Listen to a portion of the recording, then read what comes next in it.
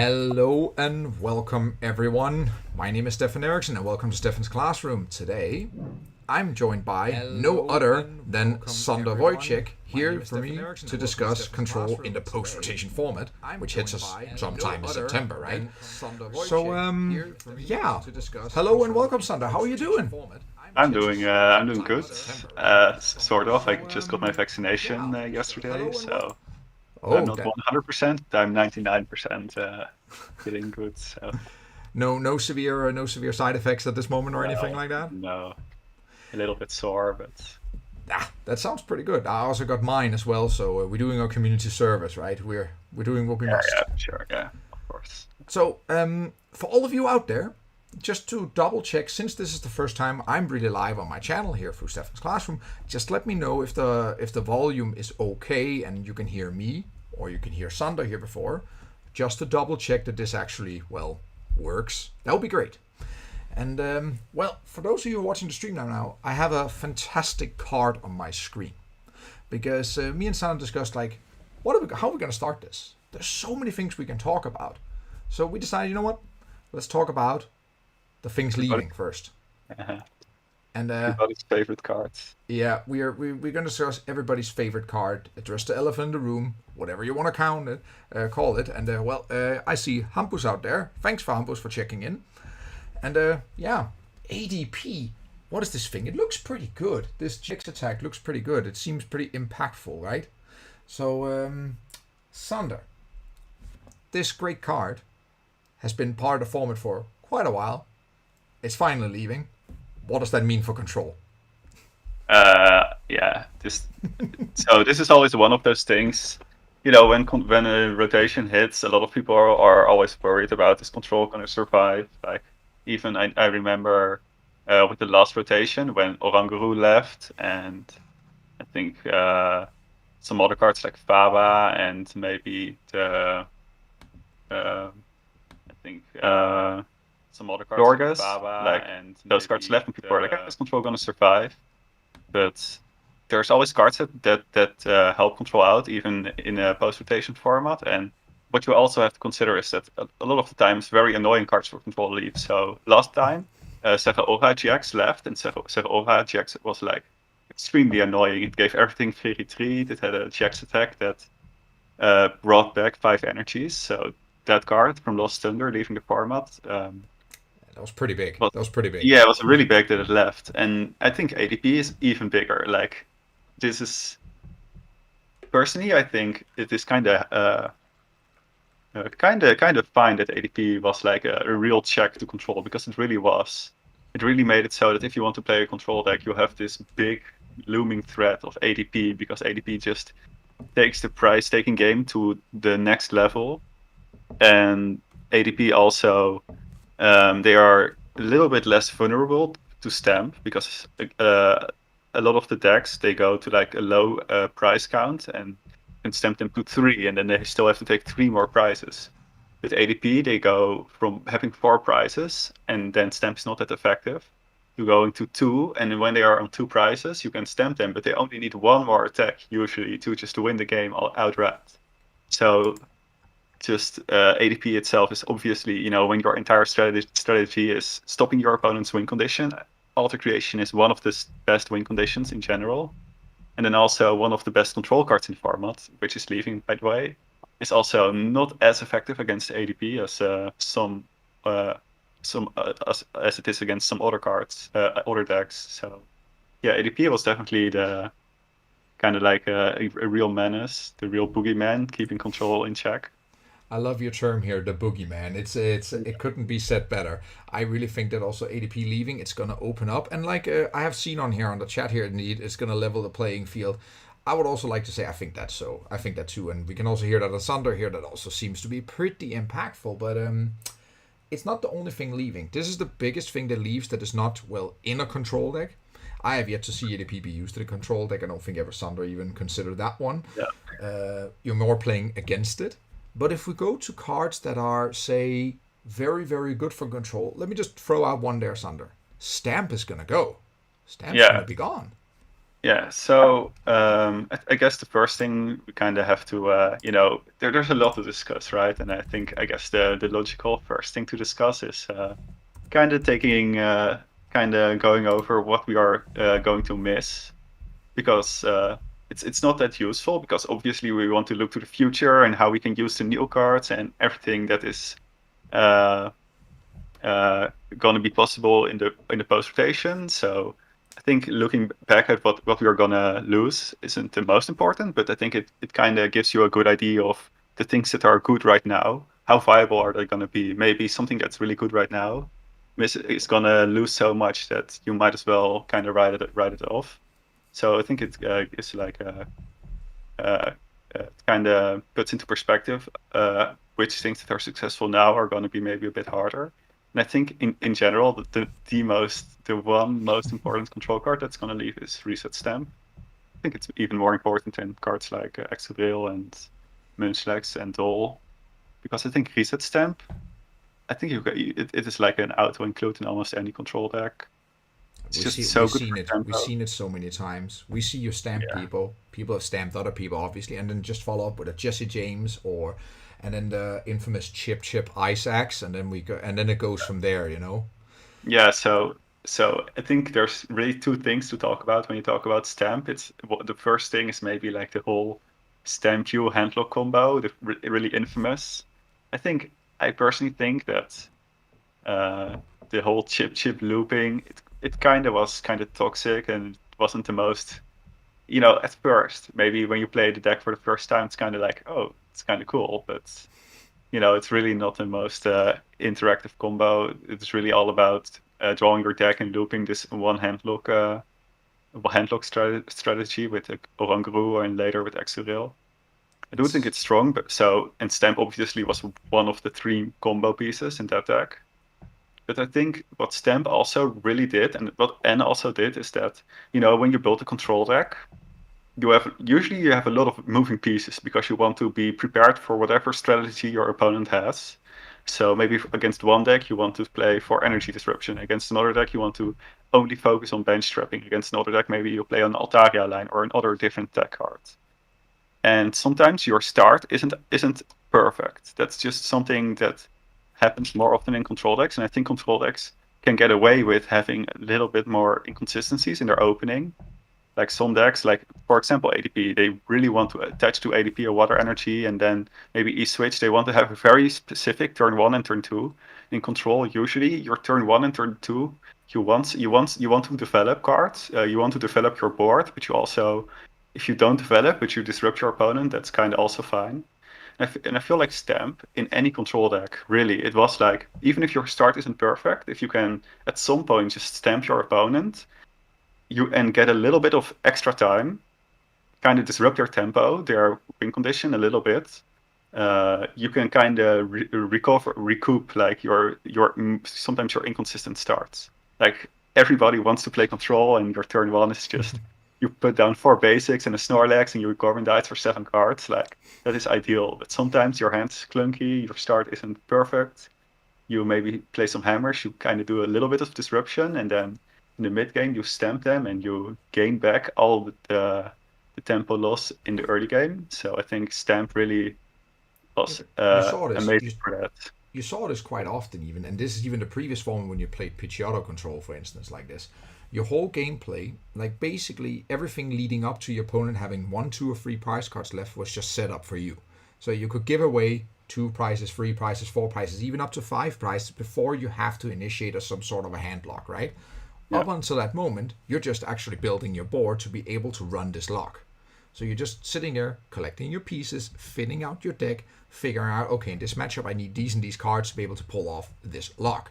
Often they're the same, but sometimes you need different pieces to be able to pull off against different decks. I remember when you played against, say, Basaflon decks, it was a little more scary than others because sometimes you had to make it go really far before you could pull the lock on them. And Yeah, so these kind of things, so you see sometimes when you're playing these kind of control decks, you have to go really far and get a feeling for, okay, don't get scared now, don't get scared now. You really have to have like a yeah. steady hand when you play this, and sometimes you feel Uh-huh. like you're living on the edge. You're sitting there, there's 1, 2 prizes left, and then the lock kicks in. So your opponent sometimes gets this feeling, I'm up 6-1. This is going to be fine. And then the stamp hits, followed by Jesse James say, or followed by whatever initiates a handlock, right? And then comes the axe. Wow, the chip. Oy. And that becomes typically very, very hard for an opponent to accept that this happens, because they typically get this false sense of security. But this is what we lose now with Stamp leaving. You don't have this right now, at least, this direct comeback card coming in the horizon. I haven't seen it yet. Have you? Yeah. I feel like because Stamp is leaving and Surge is leaving, and Lieutenant Surge's strategy is leaving, I'm not sure if there's like any kind of effect, like a counter catch or counter energy that gives you an advantage if you're behind on the price in prices. I mean, there probably is, right? Usually there's some really niche bad card, but I feel like those kind of mechanics aren't really out and about right now. So Surge is leaving. I don't think Surge leaving is that big of a deal. I think because, for example, there was the Handlock deck, but there also was the Munchlax deck. And in Munchlax, you could play Surge. I think Surge combined really well with Caitlyn Cynthia, because you could Surge and Kate Cynthia, and then you kind of had a surplus of supporters, and Surge kind of gave you the ability that if your hand had like too many supporters in it, and you had like a mix of draw supporters and supporters that impact the board, like say a boss's order or like a will, and then you flip a heads on the hammer or heads on the Munchlax. So you could play both a draw supporter and a supporter that impacted the board. But it wasn't, I wouldn't say it was like a necessary card in that deck, because Surge itself, it kind of is like card disadvantage. You play the Surge, and then the Surge itself only lets you play cards that would have otherwise also gotten their value. I see it sometimes as tempo card as well. Yeah, it is Surge. 100% is a tempo card. The one time that Surge wasn't a tempo card, and when Surge is at its best, is when you had Lucamine with it, because then you could actually search Lucamine, and you could get back a stadium for quote unquote free, because then you could get the Surge in the stadium back, and you are kind of left with the same hand and could still play a supporter. So obviously Surge and Lucamine were not in the format very long together, but yeah, Surge of course was also, this part of the handlock, but all of the other cards of the handlock are also leaving. So I feel like also, if you are playing a more tag team supporter based control deck, like maybe Scorch, or let's say just for example Togekiss Bronzong, or like any kind of deck that tries to use a tag team to kind of wall your opponent and heal the tag team, then Surge isn't even necessarily all that strong. I mean, it can still be good, but you would rather maybe play some other setup cards, because in those type of decks, if you don't play like a very specific combo, like you want to Surge and then Jesse James and then Boss, that the Handlock deck really wanted to have together, then maybe if you play it as a tempo card, maybe some other cards are better. And the reason Munchlax still wanted to play Surge as a tempo card is, I would say, because the deck really relied on supporters as its draw engine, and because of Kate Cynthia, you had a lot of supporters to play anyways. So it turns it into a VS Seeker effectively. Yeah. So I guess, and that kind of brings me to, I think, one of also a pretty important card to leave, which is Kate Cynthia. And I really like Kate Cynthia. Kate Cynthia is one of my Caitlyn Cynthia is one of my favorite cards in a control deck, I guess. Even though it's not the strongest per se, it is nowhere near the level of Reset Stamp, because Reset Stamp even was really good in something like a Munchlax deck. Reset Stamp was basically good in any deck, say, actually. Yeah, exactly. I could play it in you could even play it in ADP. Yeah, Reset Stamp was just a way of saying I could, I could, cheek out some kind of win here because my opponent needs to hit a certain combo card, right? Yeah, exactly, precisely. That also was like when N was in the format. You would play this is a really old example, but in Hitmore Raichu, that deck played 3 or 4 N, and then you wanted your opponent to not have Kuzma. So sometimes you would just end them to 2 or to 1, and then you would just need some time for them to not have Kuzma, and then maybe you could mill them out with Handiwork. And Stamp kind of had it, even if you didn't play it with a whole handlock, sometimes just delaying your opponent's win condition gives you more time to flip with Munchlax or do some other stuff. That was inevitably better because it was just a trainer instead of being a supporter, of course. Yeah. True. So going back to Kate Cynthia, Cynthia is like it's kind of like a How or a Chiron or a Hop or a any of those cards and just draw 3. It's kind of like the classic Pokemon supporter. And those kind of supporters are usually better in control decks than other decks because you don't really want to discard your hand and like with the Professor's Research or D10. You would much rather build up your hand and have your cards save your cards for when the situation arises that you can get the most value out of them. So kind of being wasteful with your cards and just researching away your hammers when you don't when on turn 1 when your opponent doesn't have any energies. It's not great. You would rather save your hammers for when they are good, or maybe if you play against an opponent with different energy types, sometimes you want to save your hammers. Or let's say against ADP, you would only want to hit water energy. So having a supporter that doesn't get rid of your whole hand, just draws some extra cards. Those are really good. And then the effect of Kate Cynthia, that you can pick up any supporter from your discard pile. I think in control decks, this was way and way better than it was in any other decks. Like in Lucaria Melmetal, you can kind of see Kate Cynthia being good because it can get back a Melolana, or it can get back a draw supporter, or it can get back a boss. But in the control deck, it really is extremely multifunctional. And also, one of the things why I really loved Kate Cynthia is in control decks, you play a really long game. That's just going to happen. You're going to stop your opponent from winning, and your own win condition is usually extremely slow. So what happens is you play a really long game. In a lot of the decks, they play like maybe 8 draw supporters. Sometimes they don't even play 8 draw supporters. And in a long game, 8 draw supporters actually isn't enough. So one of the advantages, and this is like kind of a hidden advantage that control decks have over non-control decks, is when you build a control deck, you are kind of building it while keeping in mind that you're going to play a 15 turn game potentially. So over those 15 turns, if you have like a supporter to play for 15 turns, and your opponent has like a deck with like bosses and researches and Marnies, maybe he discards some cards. It is very, very likely, and this has been the case in all control decks, like Wailord, Heatmor Raichu, Munchlax control. It's very likely that at some point your opponent just has played their supporters, and they are kind of out of supporters.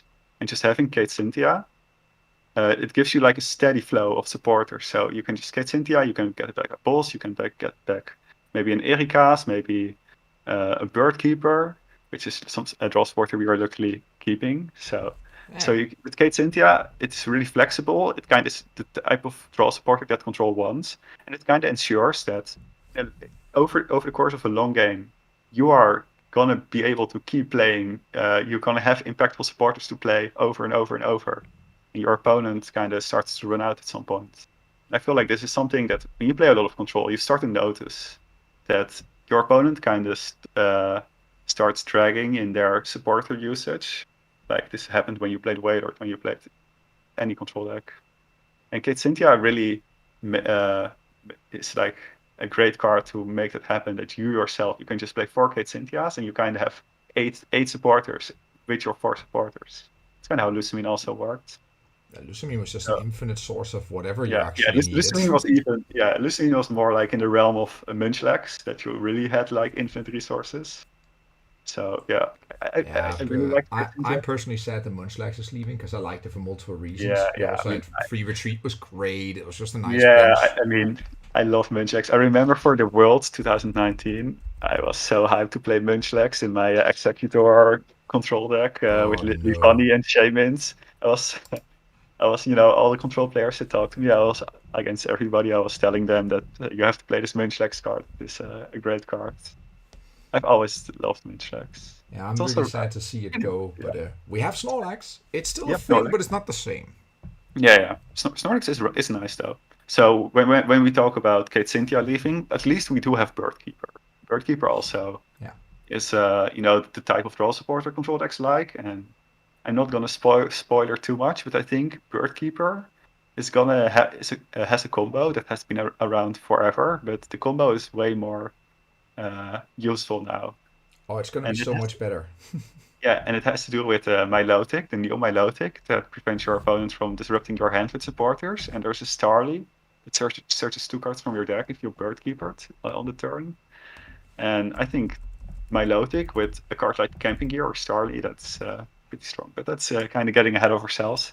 So Nice. Munchlax is And while leaving. you're talking here, I know you cannot see my screen maybe with delay, right? But I'm putting up the cards as we go here. So now we have Starly, and people have seen it before. But for those who haven't seen it before, when you play Birdkeeper, you can basically use Keen Eye for no energy, which means you can search your deck for any 2 cards.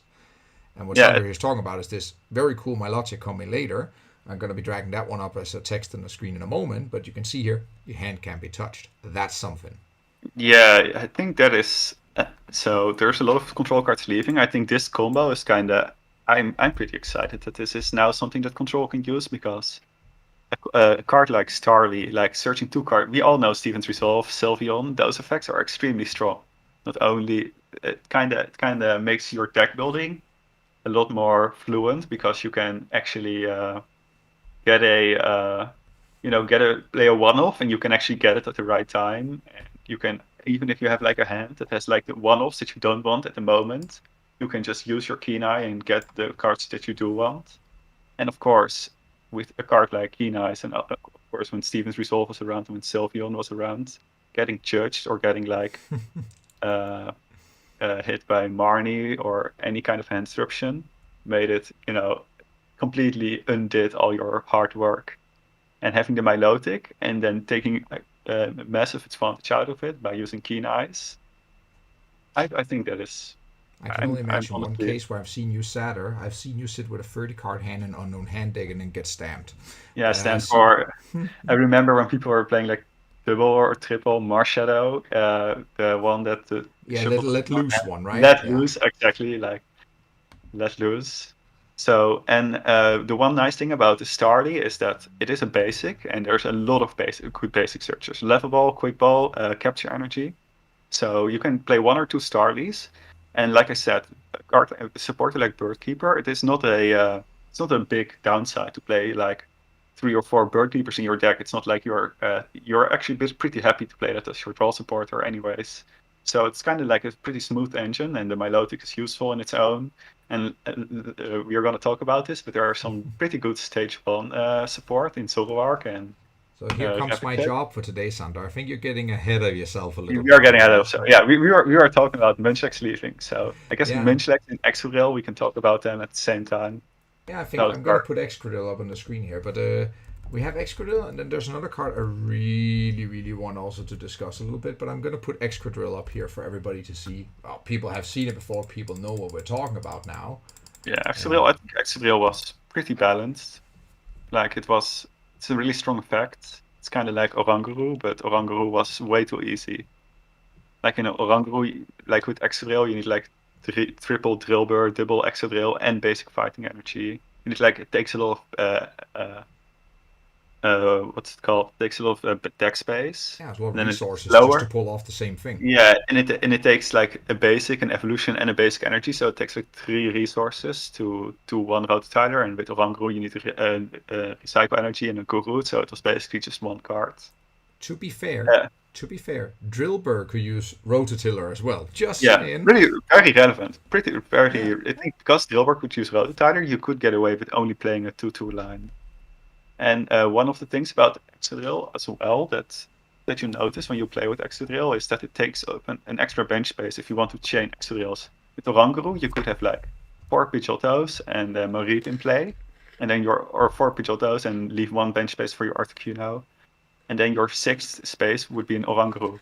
If you do something like that with a Excadrill, you only have 1 Excadrill and all your other 5 bench spaces are used up. When the Excadrill gets KO'd, you don't have a new Excadrill immediately to attack with, so you kind of need to have 4 bench spaces to use for your engine or whatever, and then 1 Excadrill, and then you need to kind of preemptively bench your Drillbur if your 1 Excadrill can get KO'd. So it kind of is pretty awkward because you really want to use your bench space, obviously, in this handlock deck, uh, um, because you need to draw through your entire deck, and you want to have as many Chinchinos and Chirachis as possible. So I think Exodus was kind of balanced, and so looking forward, of course, we're not here to discuss the old decks.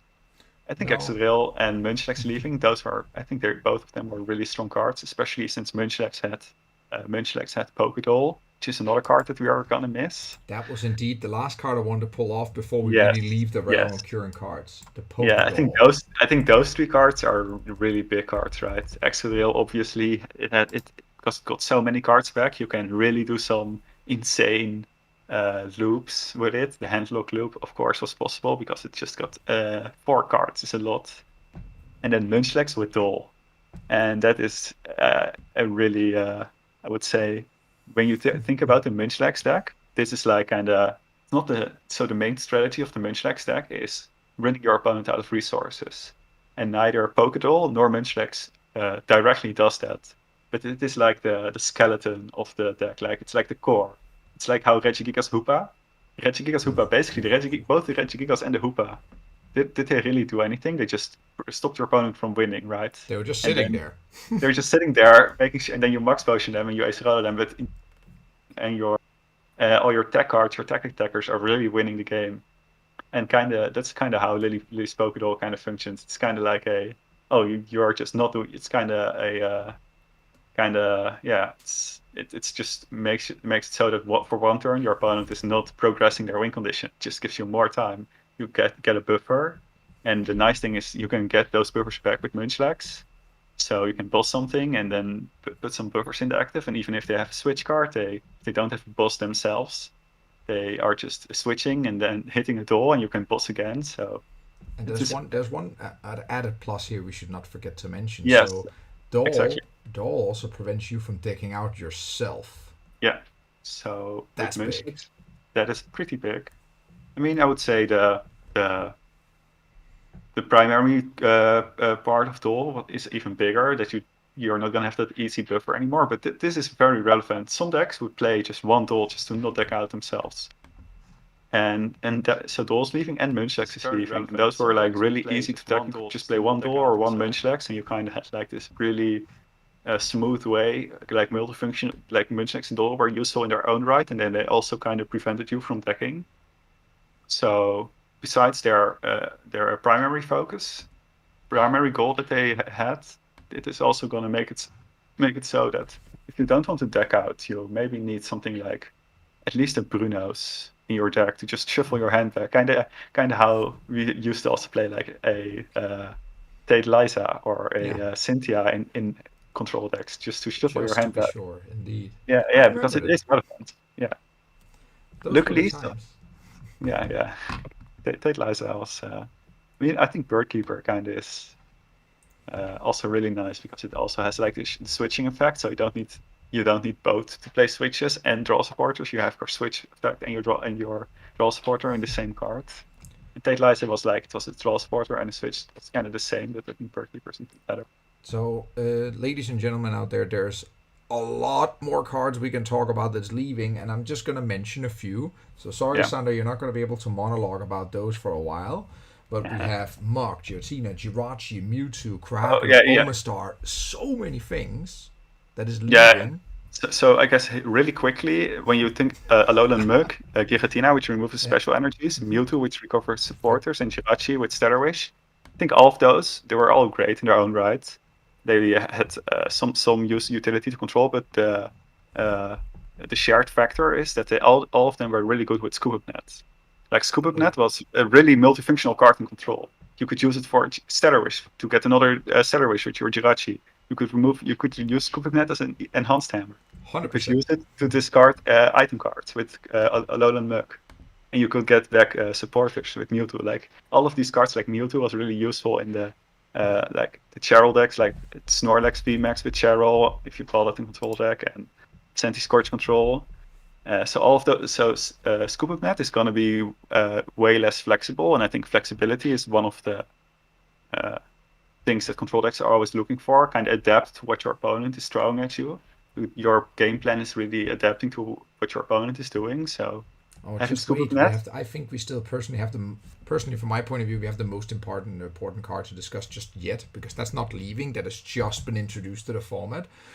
We will leave that one hanging for just a bit, Sander. Of course, just want to say like Absol is also leaving, but we still have Gallowmine, just to mention some examples. But I would like to round off this section about things that is leaving, because we still have definitely a couple of more main sections we'd like to go through. And of Yeah. course, for anybody out there, feel free to ask any questions in the chat. We did have a few already, but it's not that I'm forgetting you guys. I'm just waiting for the questions so it actually fits the right time we're going to do it in terms of what we're talking about. So, Sander, we have all these relevant cards that are leaving.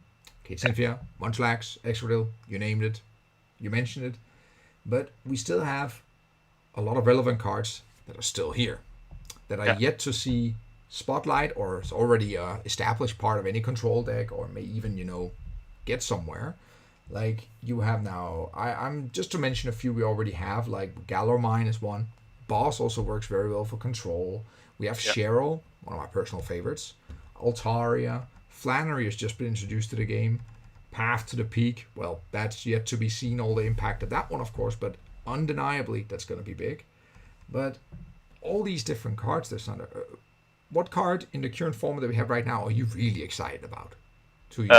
So there's a couple things that are worth pointing out, I guess.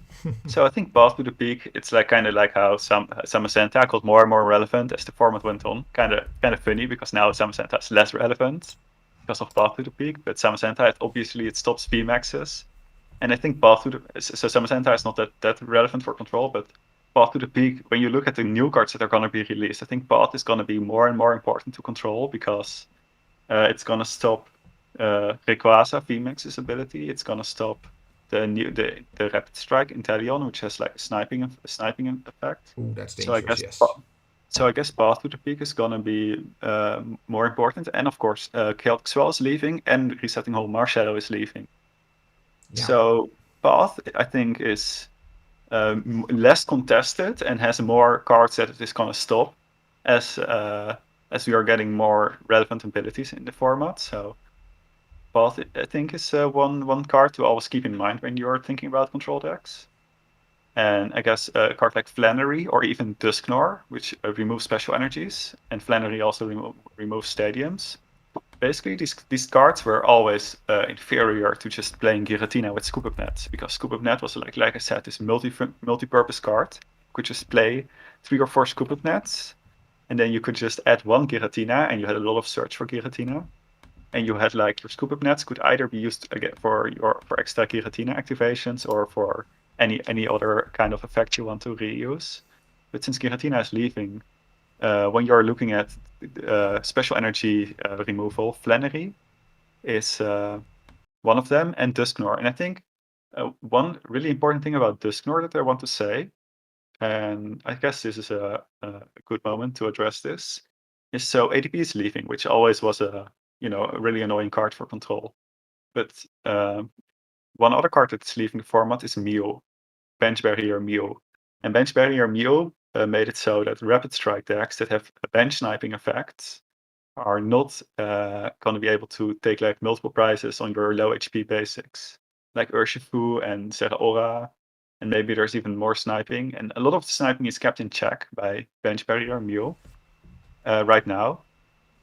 So, but when Mew leaves, the Rapid Strike decks are going to have a way easier time against control decks, just taking the easy prizes that when you put down double Chinchino, they can just KO both of them, or they can use Zeraora to take multiple KOs.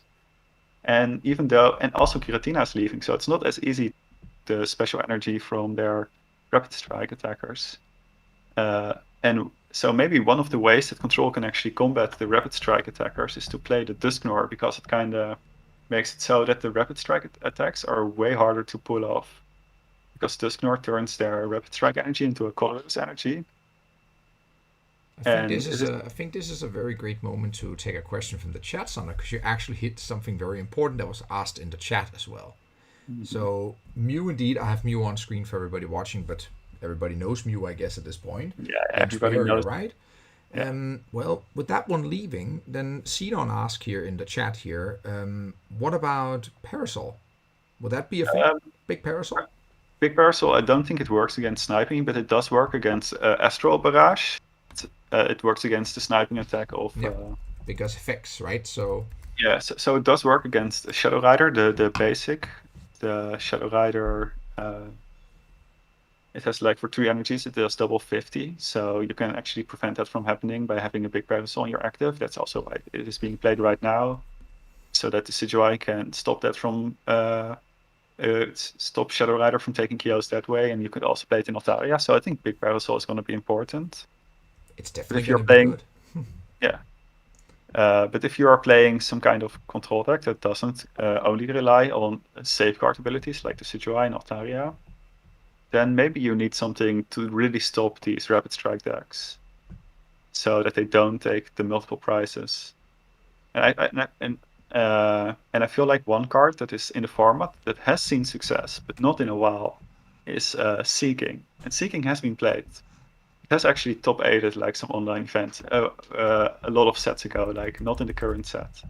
So Seeking is a card that, and this is kind of also maybe touching on how I, do this deck building in general for control decks. Like what I like to do is I like to look at all of the possibilities and kind of see which cards combine well with each other, which cards have maybe some potential, which cards have like some synergistic parts, and how engines work with that.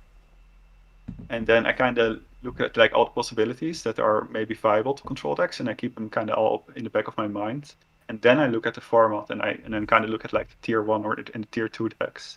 I kind of like try to find some kind of weakness, some angle that decks can't really handle, and then I look back at the synergies and the type of effects that control has at its disposal, and I kind of try to match and come up with a deck that really tackles the format well. And so Seeking, it is a card that just basically only just does one thing. It over and over, you can, if you play a 4/4 Seeking line, you can just discard energies from attackers. And so this is really good if your opponent only has attacks that cost like 3 energies. And then you can even combine it with something like Path to the Peak, which is going to be better. And if you play Path to the Peak, Shadow Rider is not going to have acceleration. Sation is not going to have Intrepid Sword acceleration. You stop a lot of acceleration and draw engines. And if your opponent has high energy attack costs that they can normally reach via abilities, you can kind of stop them from reaching their triple energy on their attacker by just discarding the energies over and over. And so maybe Seeking is also a kind of card that you could combine with the Dusknoir. Because if you have Dusknoir to stop their sniping attacks, like the Rapid Strike sniping attacks, like Zoroark and Urshifu, and also you would want Path to the Peak to stop Moltres from having an ability. So if you're stopping your opponent from accelerating, if you have Moltres or Shadow Rider, and you're stopping if they don't have any 1 energy attackers, you can kind of make it so that they don't just have any attackers that they can charge and build up. And maybe using Dusknoir as like a partner to make it so that Rapid Strike attackers, which sometimes can attack for 1 energy, because like for example Urshifu, they can Guild Rust for just 1 energy, but if all their Rapid Strike energies are colorless energies, they only maybe have like 3 or 4 basic fighting energies. And you can beat 3 or 4 basic fighting energies, because that's kind of the weakness of Seeking, right? If your opponent has a 1 energy attacking, like let's say Spiritomb, let's say you play Seeking against a Spiritomb deck, it's not going to be great. It's actually going to be really bad. You're spot on there, Sander.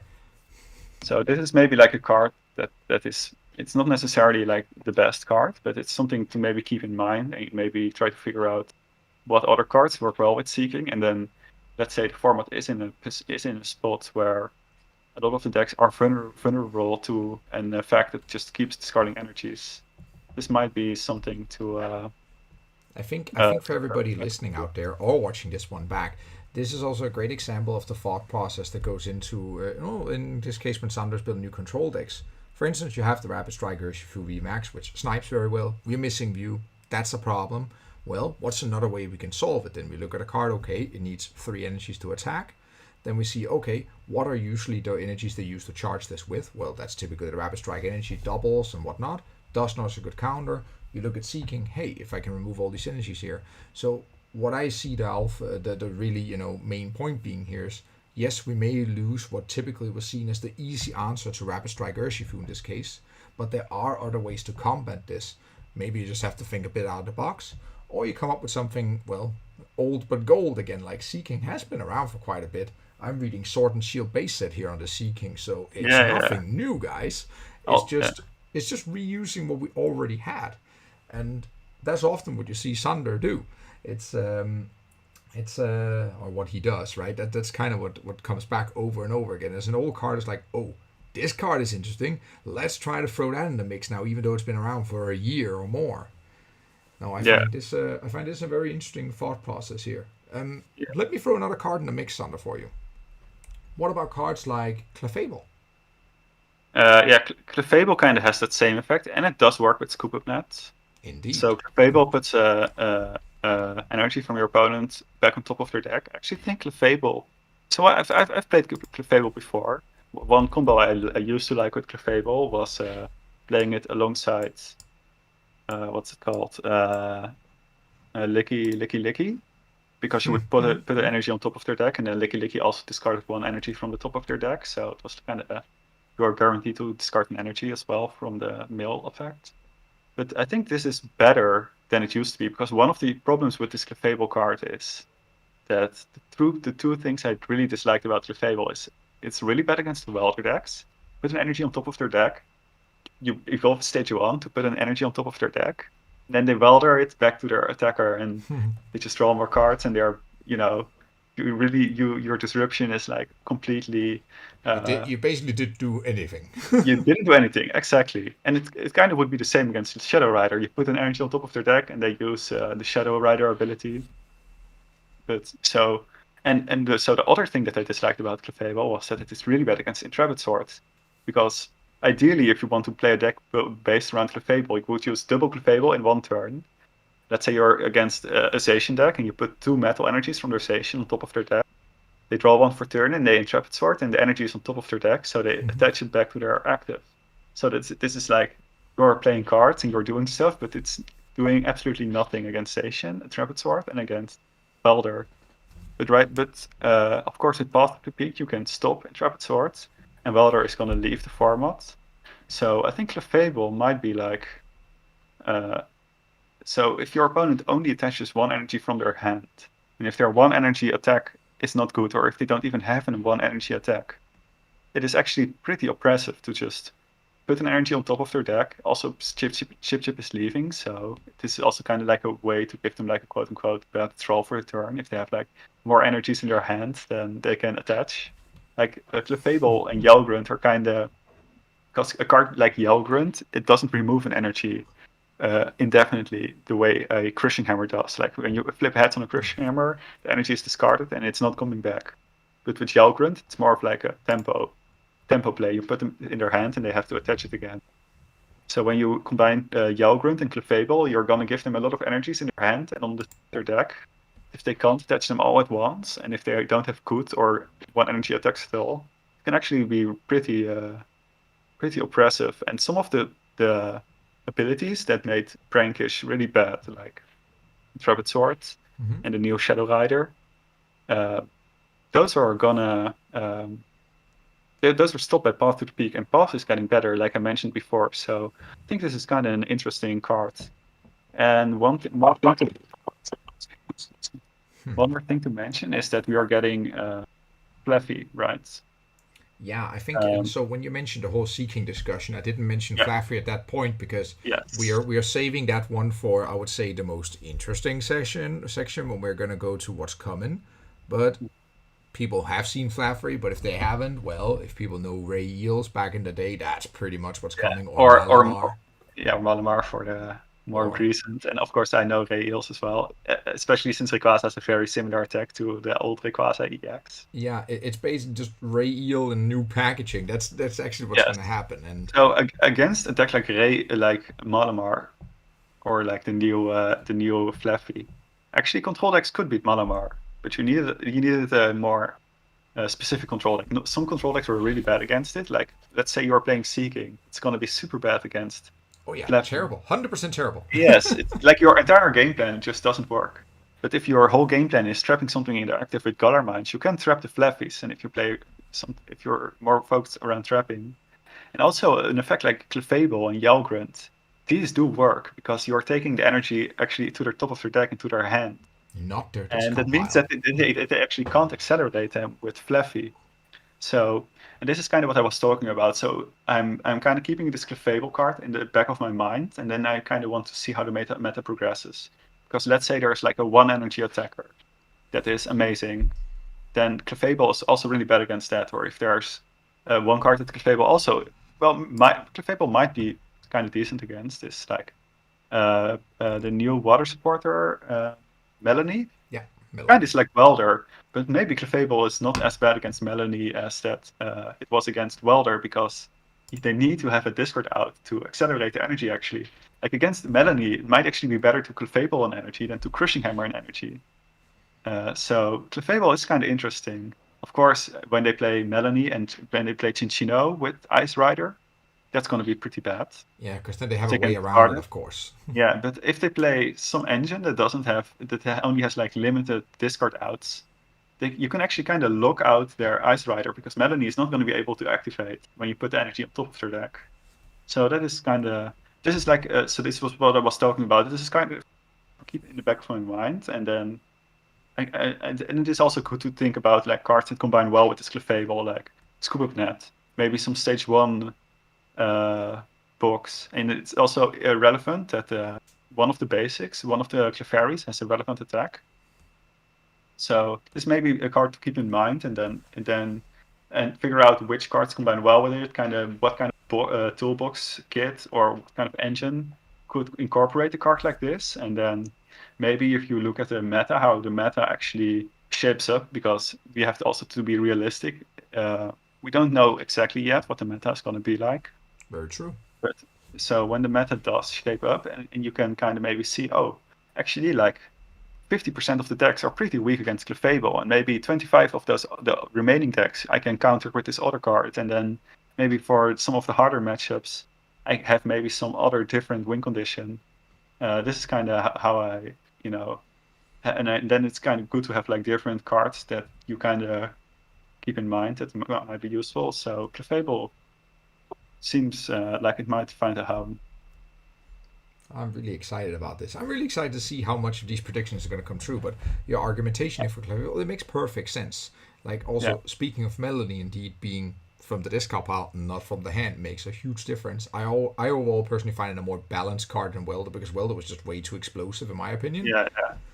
I think one funny thing about Melanie, I think, is that a funny thing and kind of a sad thing is that it only accelerates to V Pokemon and not to basics. Mm-hmm. And I think that the reason that they did it is they didn't want you to be able to Melanie to an ADP because that would be super broken, right? If you put Melanie and put the water energy on an ADP. So that is why they Don't put say such evil things, Thunder. That's yes. just So I guess that is why they put like the clause of like you can only put water energy on a V Pokemon, but it is pretty sad that you can't attach like I think it's kind of weird that they give like Melanie is a pretty strong card and it doesn't support like basic Pokemon. Like you can't accelerate to a Suicune, like a basic Suicune, for example, just some random example. yeah, of So course. Just to make sure that that there's not this out to make it super broken or anything like that. It's I get that. so so Melanie, yeah. I mean, I think it's less of a problem for Control than Welder will be because it's more specific. And also, kind of to activate Melanie, your opponent might have to play a Professor's Research. And sometimes, as the control deck, you're kind of happy if your opponent has to play a Professor's Research. So we are losing the den. So Yeah, but uh, there's still a Crobat, but that's different. That's different. that's different. Yeah. Crobat is like because with Crobat, your opponent can keep their like one or two of their most important resources. Sometimes your opponent has to like play a research, and then they lose a switch card, or they lose multiple switch cards, or other or boss orders. They are gonna maybe run out of those.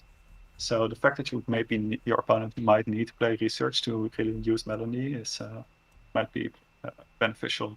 Although Chinchino engines can also be a problem, as well as Inteleon. So some of the engines that work well with Melanie might also be problematic.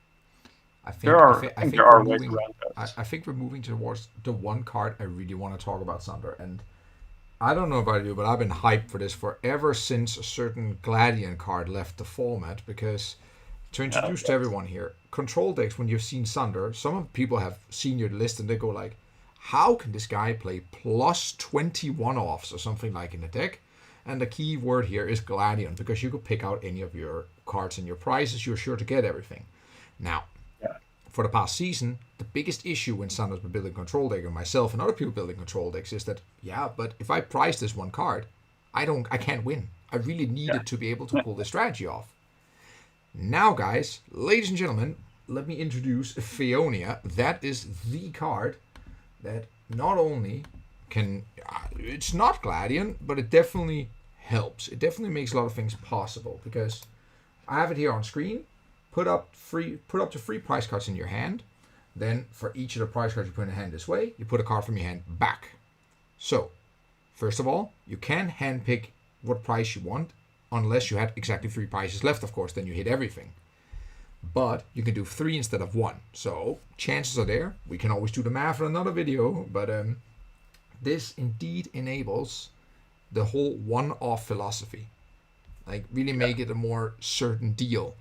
Now, Sunder, it's not Gladion. Yeah, it's actually... Are we going to see you play this card? I think so.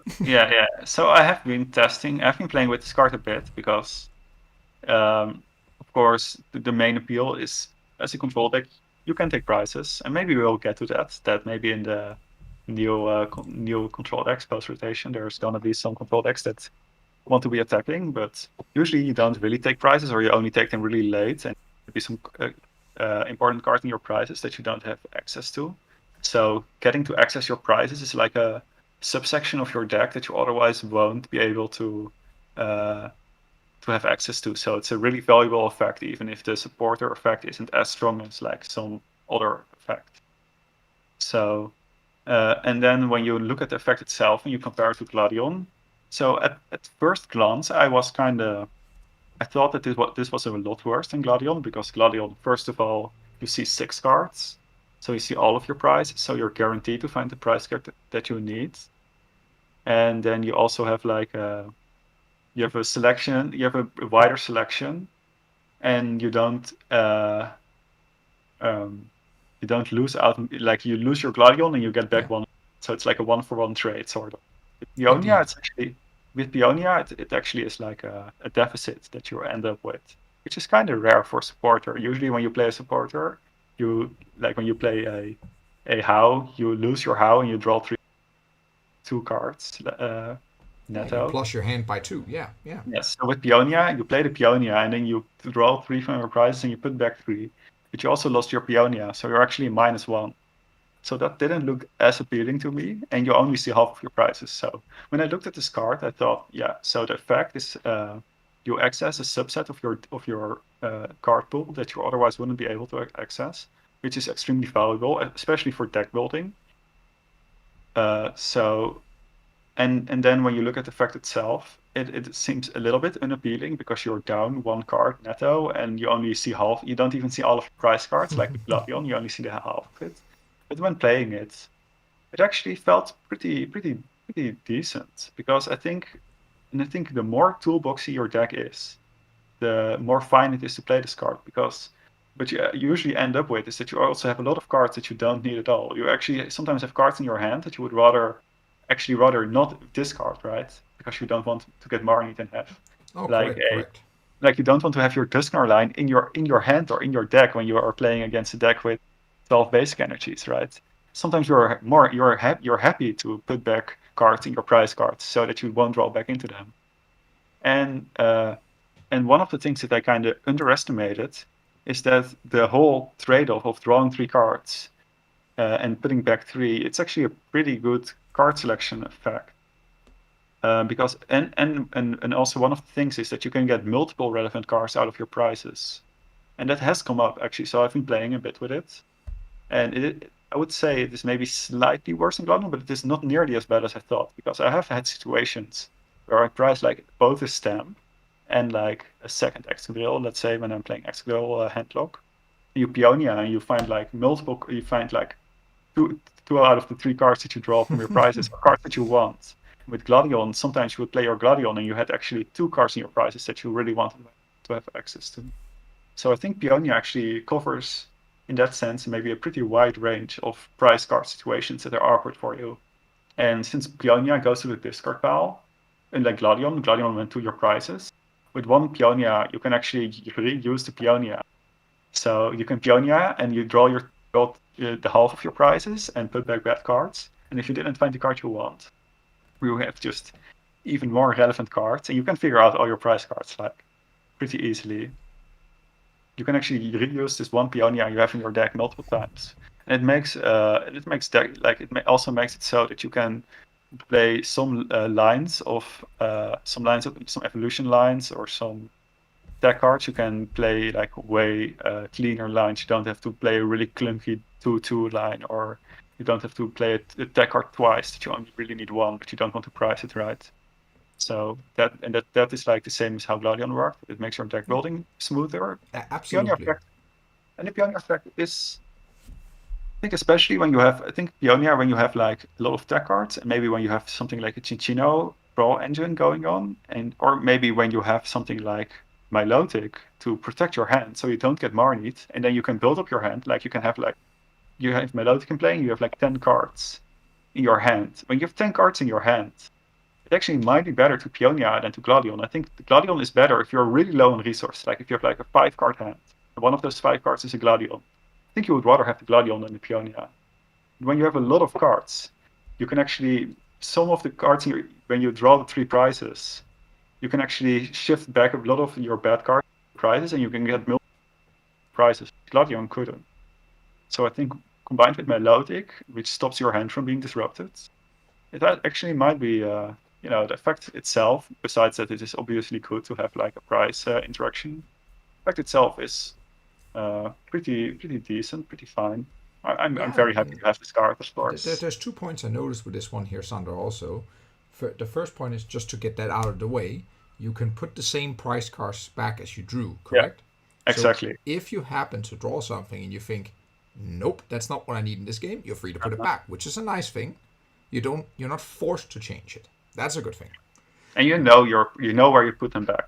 Indeed, you know where you put them back as well, which also makes sure that, say you put something back, and like you said yourself, we don't need these cards for this game, so I put it back. Then you also know, hey, I'm not going to pick that prize card before, like, when I really have to.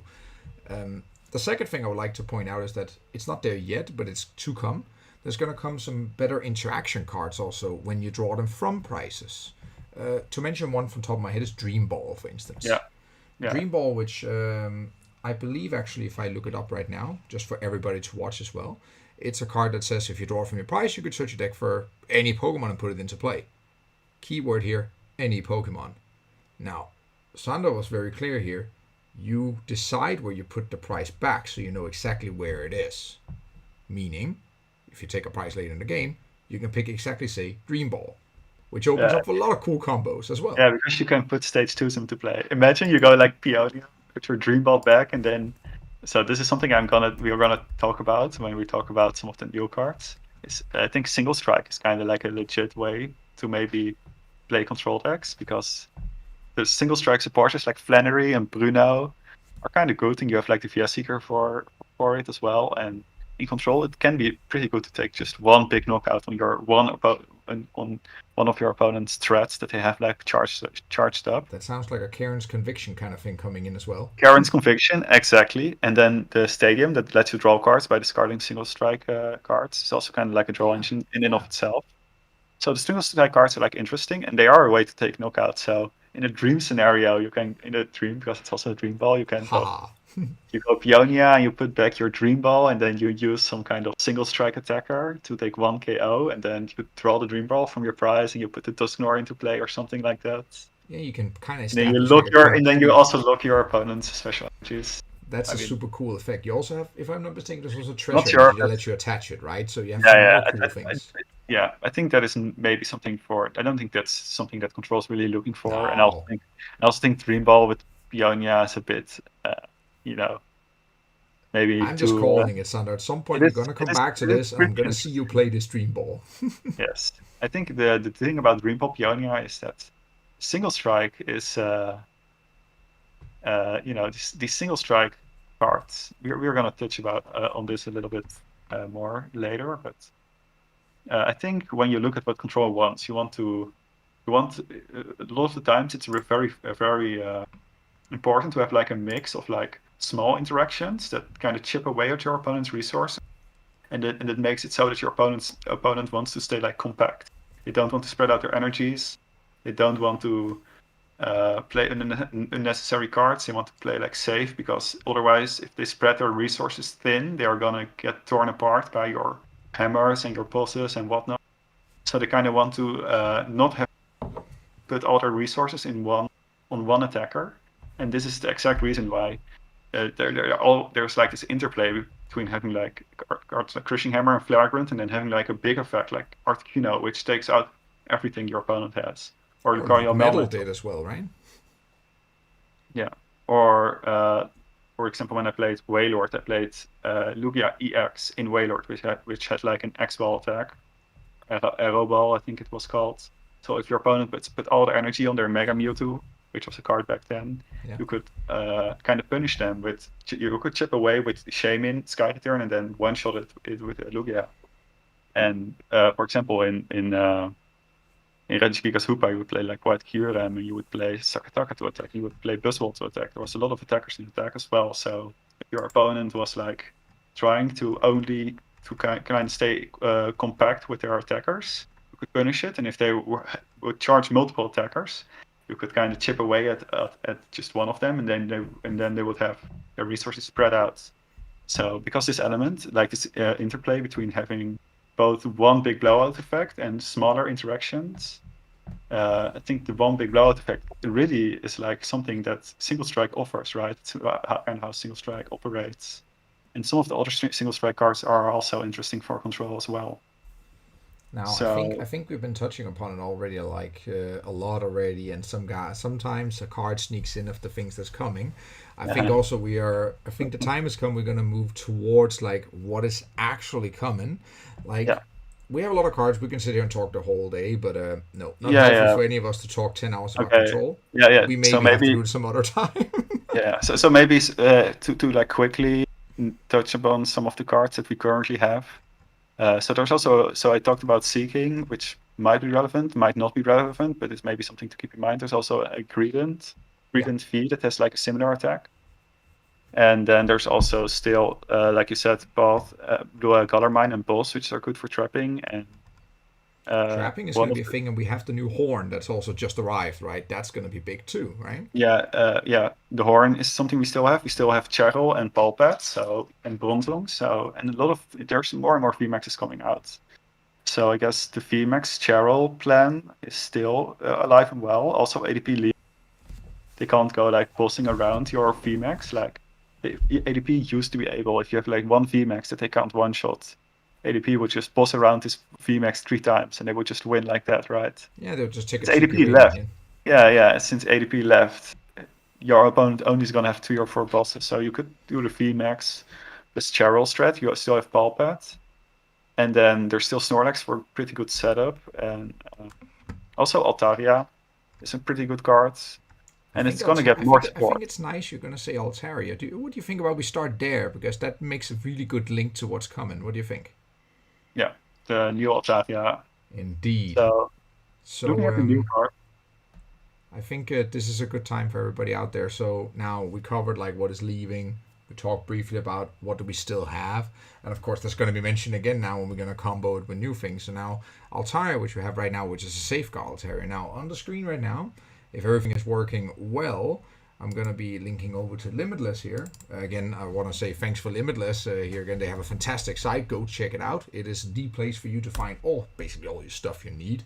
In this case, translations. So Altaria is one thing. I'm going to put an Altaria up here, Sander, and you know it already, but for people who don't know it, it has a nice ability, and it's to come, of course. So once during your turn, you may search your deck for a supporter card. Yeah, it doesn't take me long to figure out that's pretty good. And especially now, you have dual purposes in the sense that you have the new Altaria and you have the old safeguard Altaria. Now, Sander, let's go. This is us, Altaria. What do you think? Yeah, I mean, of course, if this was just any other Pokemon, it wouldn't be nearly as good. The fact that you evolve from the same Swablu as the safeguard Altaria, of course, increases the value of this card by a lot. And this is level ball searchable. Since Indeed, we're talking, level ball searchable, very important. Since we're talking about new cards, I guess it's also relevant to mention that there's also a new kind of level ball-esque card that searches like 2 Pokemon from your discard pile that have 90 or less HP. So Oh, that was the trolley, right? Yeah, the trolley, the rescue trolley, or something along those I lines. have it on screen now, so just for everybody out there, it says literally put 2 Pokemon with 90 hit points or less from your discard pile into your hand. So indeed, level ball for 2, but from discard pile instead. Could be very, very good, of course. You can't get the what's it called? The Safeguard Altaria back, but you can get Swablu's back. You can get this other Altaria back, and if you use it with Cinccino. Yeah, so Altaria does put it on the top of your deck. It's not like there's like a Dragonite right now, but putting something on top of your deck can, if you don't have Milotic in play, I guess Milotic, I think you already showed it, but Milotic is a pretty important card. I really like Milotic. Oh, yeah, I should maybe make it clear it puts on top of your deck. I think I mistakenly said you got it to your hand. That is too good.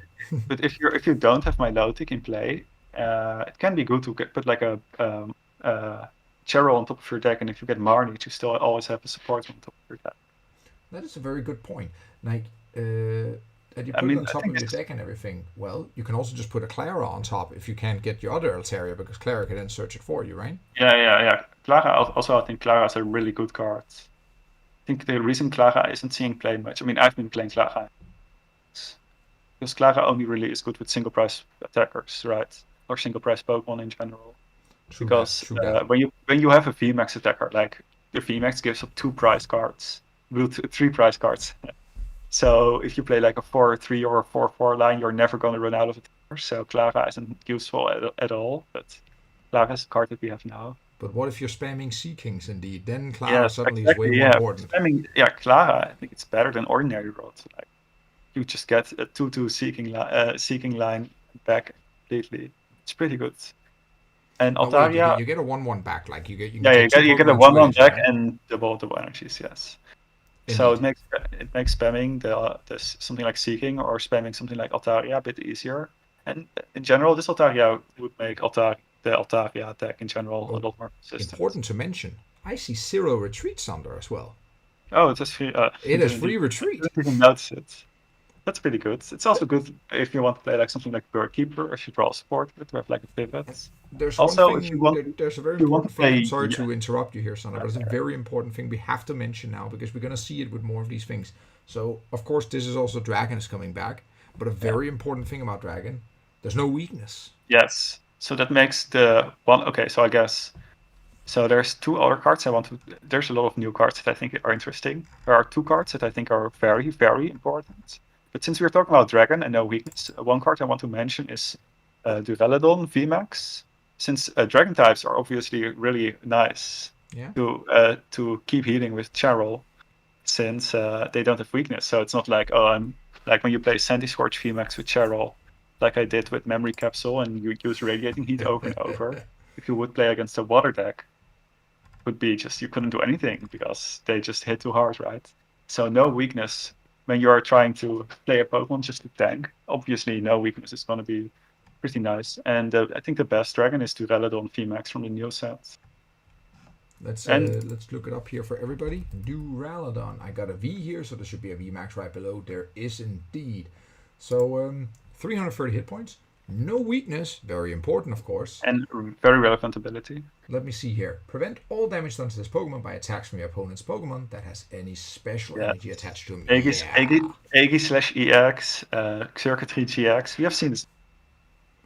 Right. And, I think there's some other important thing here. Even the attack. Suppose you would be attacking. Yes. I mean, you could play it with Bronzong. I mean, I don't know if you would call it the control deck at that point, but... Yeah. But indeed, I would say this looks stronger. It will go through any effects on your opponent's active. That's big too. Yeah, and you can use it with Bronzong with the metal energies, and then you can channel it and keep healing it. And like how Corviknight Bronzong, but I think Corviknight Bronzong had too many problems. And I think these Cheryl decks, they really benefit from ADP not being in the format, right? Because the Cheryl decks that heal are kind of slow, and if your opponent is playing ADP and AGX and then they just pulse 3 times, doesn't matter that you have Cheryls. But it's not going to take the prizes on your VMAX anyways. No, but good. I got some good news for you, Sander. There's no ADP anymore, so problem Yes. solved. So this is. I mean, there's a couple cards that you could consider with like the Cheryl engine. I think this one is a pretty good one. I think actually the Rapid Strike Metagross, it has like an attack that you can search 2 cards from your deck. I've Yeah. actually played against that card in a tournament with Bronzong and 4 Path to the Peak. Yeah, So that's a current card right now, released yeah, in it's a Chilling current Rain, card. right? Yeah, it's from a Chilling Rain, yeah. And there's also the Blaziken, and then you can keep attaching the energies so that you can swap between 2 Blazikens. So And I'm looking up. Yeah, it's the Sap Traction attack. Yeah, people can just see it here on my screen as well. So and also maybe the Garbodor that when a Garbodor gets released, everybody's scared. But there's they a get scared Garbodor, of the Trash Lanch incoming, I guess. yes, So or the ability look. So yeah, there's a Garbodor VMAX in the new set that we don't have yet, and it has an ability that you can attach 2 tools to it, and then you could maybe if you just plan to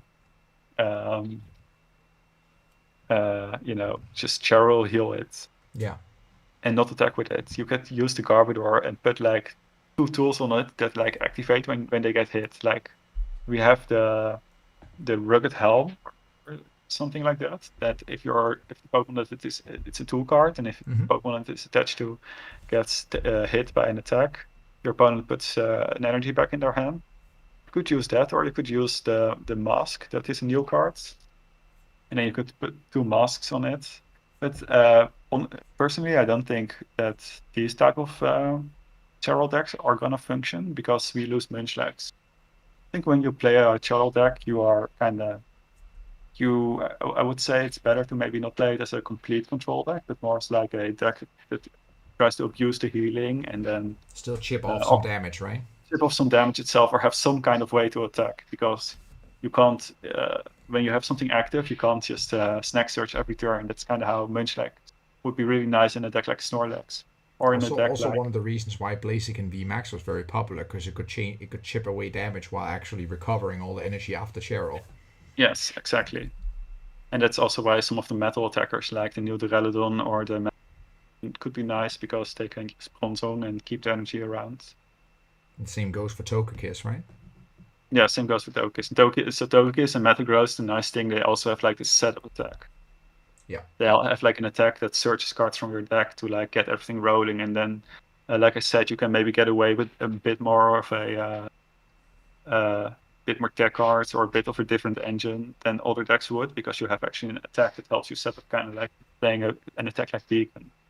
Personally, they So both have the plus and minuses, but a big plus from Togekiss is while it actually searches your deck for stuff, it also gives damage at the same time. yes, it does 120, which is pretty. It's not much. So one of the maybe the issues that these kind of decks would have is that some of the new cards like Rayquaza, VMAX, and even Shadow Rider right now, they can actually reach really high numbers. Like they can one shot if you are too passive, if you're just you're just hitting for 120 every turn. At some point, Shadow Rider is just gonna have 11 energies in play or 12 energies in play, and they can one shot you. Or the Rayquaza VMAX has the damage cap. Yeah. So that Rayquaza VMAX is going to be one big beast. The very passive Cheryl deck, and you can come up with different partners for it. It is something that is I would say it almost builds itself. It's kind of obvious what you want to do. You want to heal. You want to play some kind of attacker that helps you set up, or something nice to heal. Like Duraludon is really nice to heal. It has no weakness, and it doesn't take damage from special energies. So you could come up with something, but then you have to keep in mind that maybe you can play Hard Charm still, which increases your HP, but maybe it is, like I said, it is something that you can keep in mind, and maybe if the meta, maybe it turns out that I think a bit Big Charm, correct? Yeah, with Big Charm. Yeah. And maybe if the meta doesn't have great cards to one-shot these attackers. Also, Fluffy might make lightning attackers really strong, like Boltund, let's say. So against Boltund, you wouldn't want to play Togekiss. So no. no. And also Bolton kind of has like a really high damage. Very like it depends on how many energies a deck would play. Sure, but it's like in practice, yes, fear is of course a cap, but in practice you have to think, okay, if you play Bolton, you have to just assume that the damage cap is too high for you Yeah. to handle.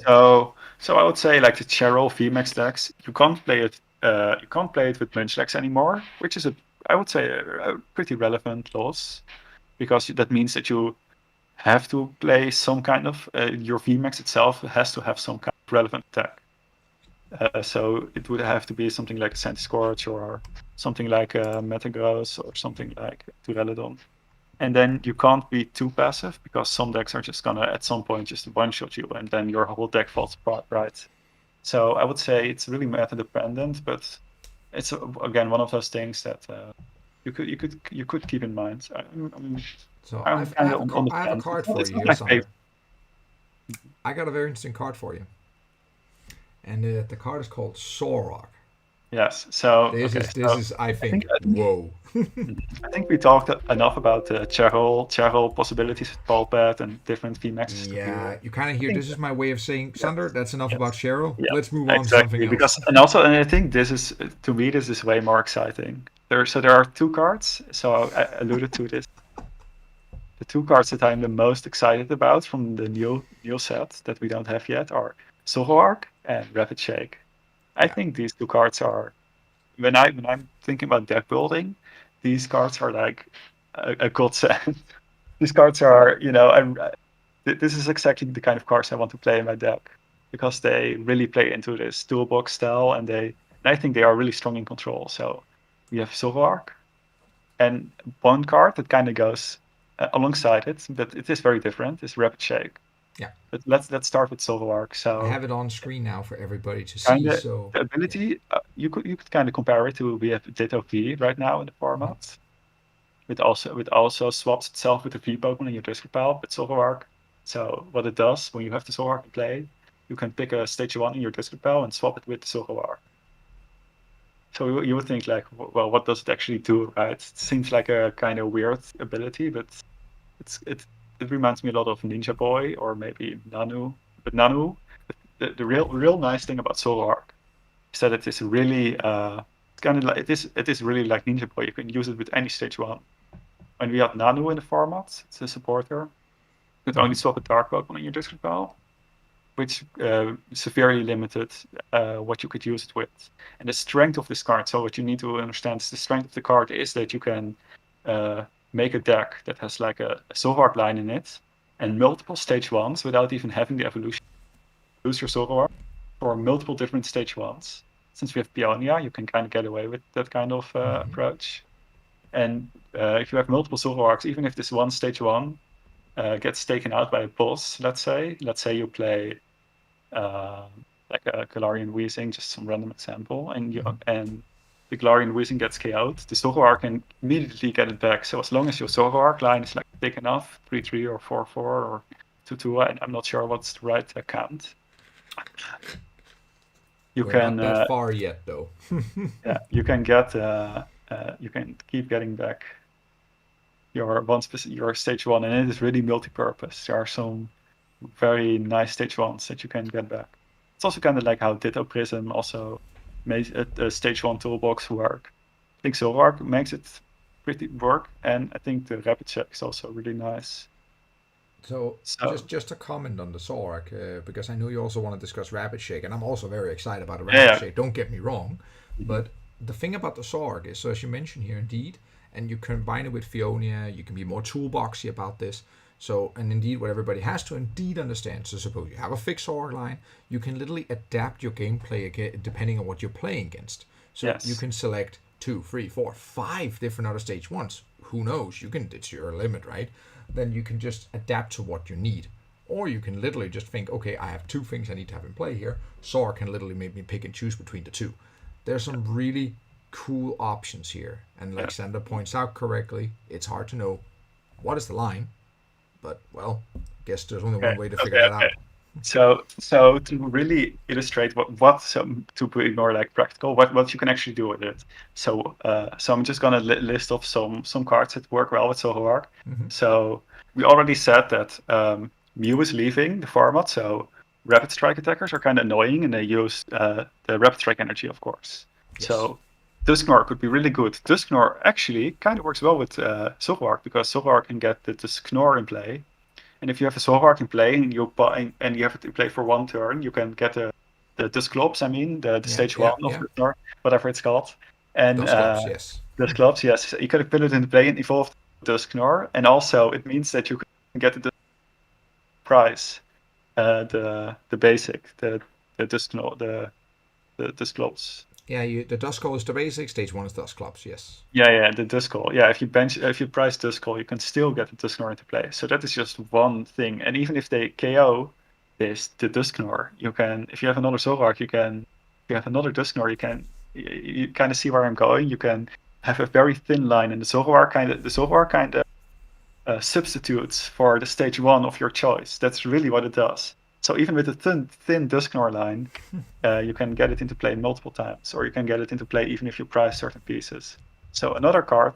So I already said that Seeking might be interesting, but Seeking, it can either be really good against the deck, or it can be kind of useless, right? If your opponent has Fluffy, discarding the energy is useless. Your opponent has like a 1 energy attacker, starting their 1 energy, and then they can instantly recharge and take the KO. It's not that great. So Seeking is interesting. There's also a Galarian Berserker right now. Yeah. That's already out. It's not seeing play at all, but it flips 3 coins, and for every head you can look at your opponent's hand and discard a trainer card, which is a pretty good effect. And so the reason why, so we are losing Stamp, and we kind of only have Marnie. So our hand disruption isn't that strong. We also lose Persian. So the Galarian Berserker could be an option. And again, it is so a problem with playing a card like Galarian Berserker is in some matchups it's not going to be great. In some matchups it could be good, but if you play a 1/1 line, you're not going to have it at the exact right moment. It's going to be like you kind of have to hope that you draw it right when you need it. But with Zoroark, you kind of play the Zoroark line, and when you need the Berserker, you can get it into play via the Zoroark. And it kind of is, and the Berserker gets more valuable because we lose a lot of our hand disruption. So having a hand disruption effect is like, how would you describe it? Like when you have a lot of options for hand disrupt, like Stamp and Stamp with Jesse James. Like we have so many good hand disruption options right now. We wouldn't want, and we have Persian, which is arguably better than this Berserker. Like why would you play this Berserker when you can play better cards? But there's way less competition for hand disruption, so maybe this Berserker could be a nice partner. Obviously, also what I think is really interesting is the whole Jolteon and Flareon and Vaporeon from Vivid Voltage, I believe. Yeah. Yeah. All of them have an ability that they block a very specific ability type. They have a memory capsule attached to it. And they could all of them could be pretty useful, but one of the problems is it's like kind of an ability lock, but only for one specific type of one specific Pokemon type. So this type of effect is actually kind of ideal with Zoroark because you're either not going to want this Jolteon at all, or you're going to play against an Inteleon deck, and this Jolteon is really, really useful, right? And so when you look at a card like Jolteon, it's really awkward if you have to play an Eevee and a Jolteon and a memory capsule, all just to get this one Jolteon in play to stop your opponent's Inteleons. And it also stops Frostless.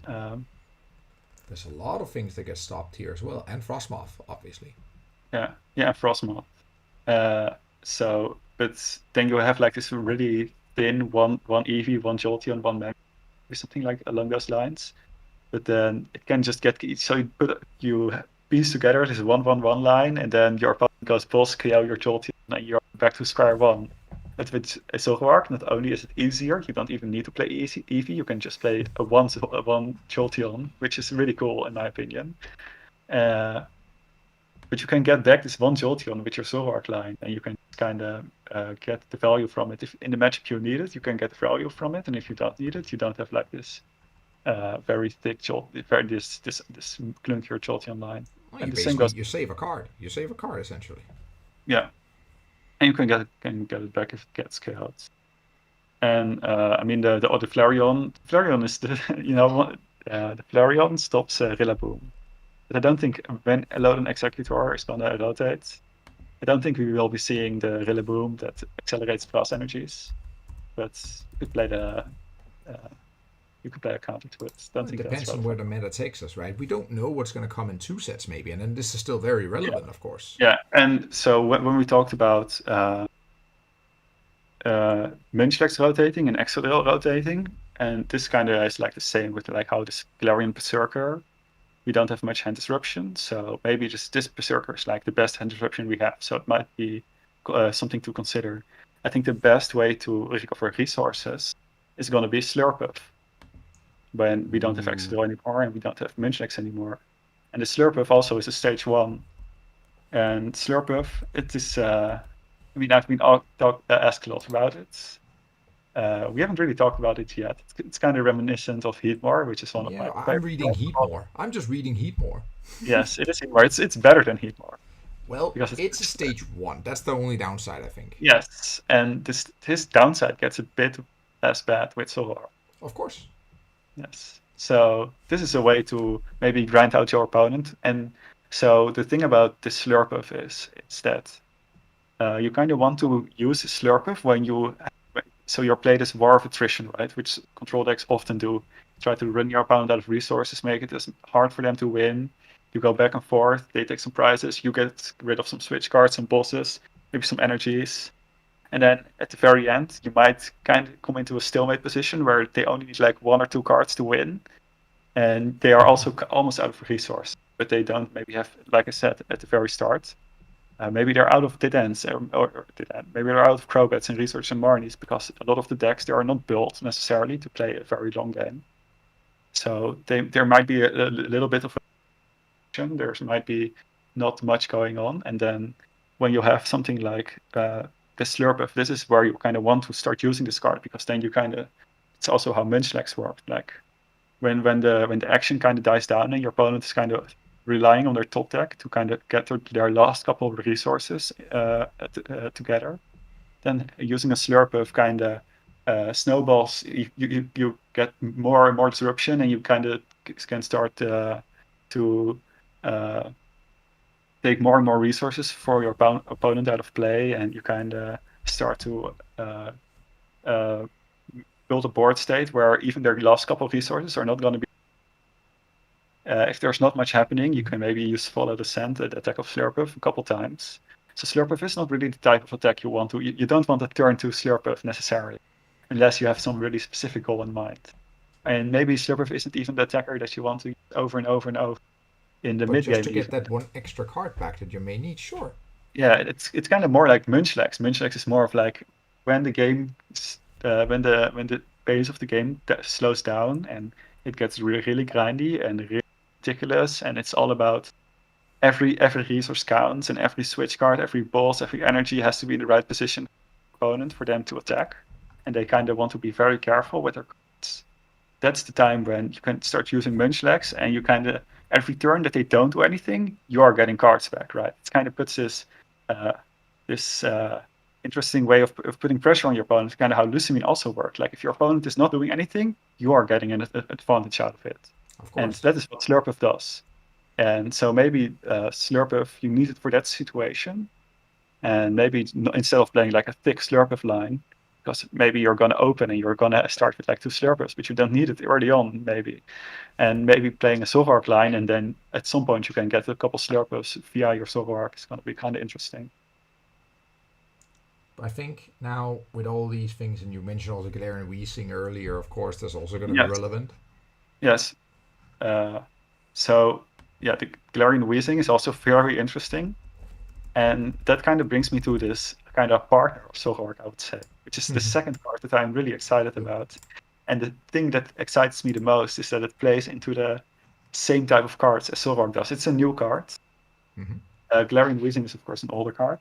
Yeah. PTCGO doesn't want to cooperate. But the new card is Rapid Shake. Yes. I think that card is very interesting.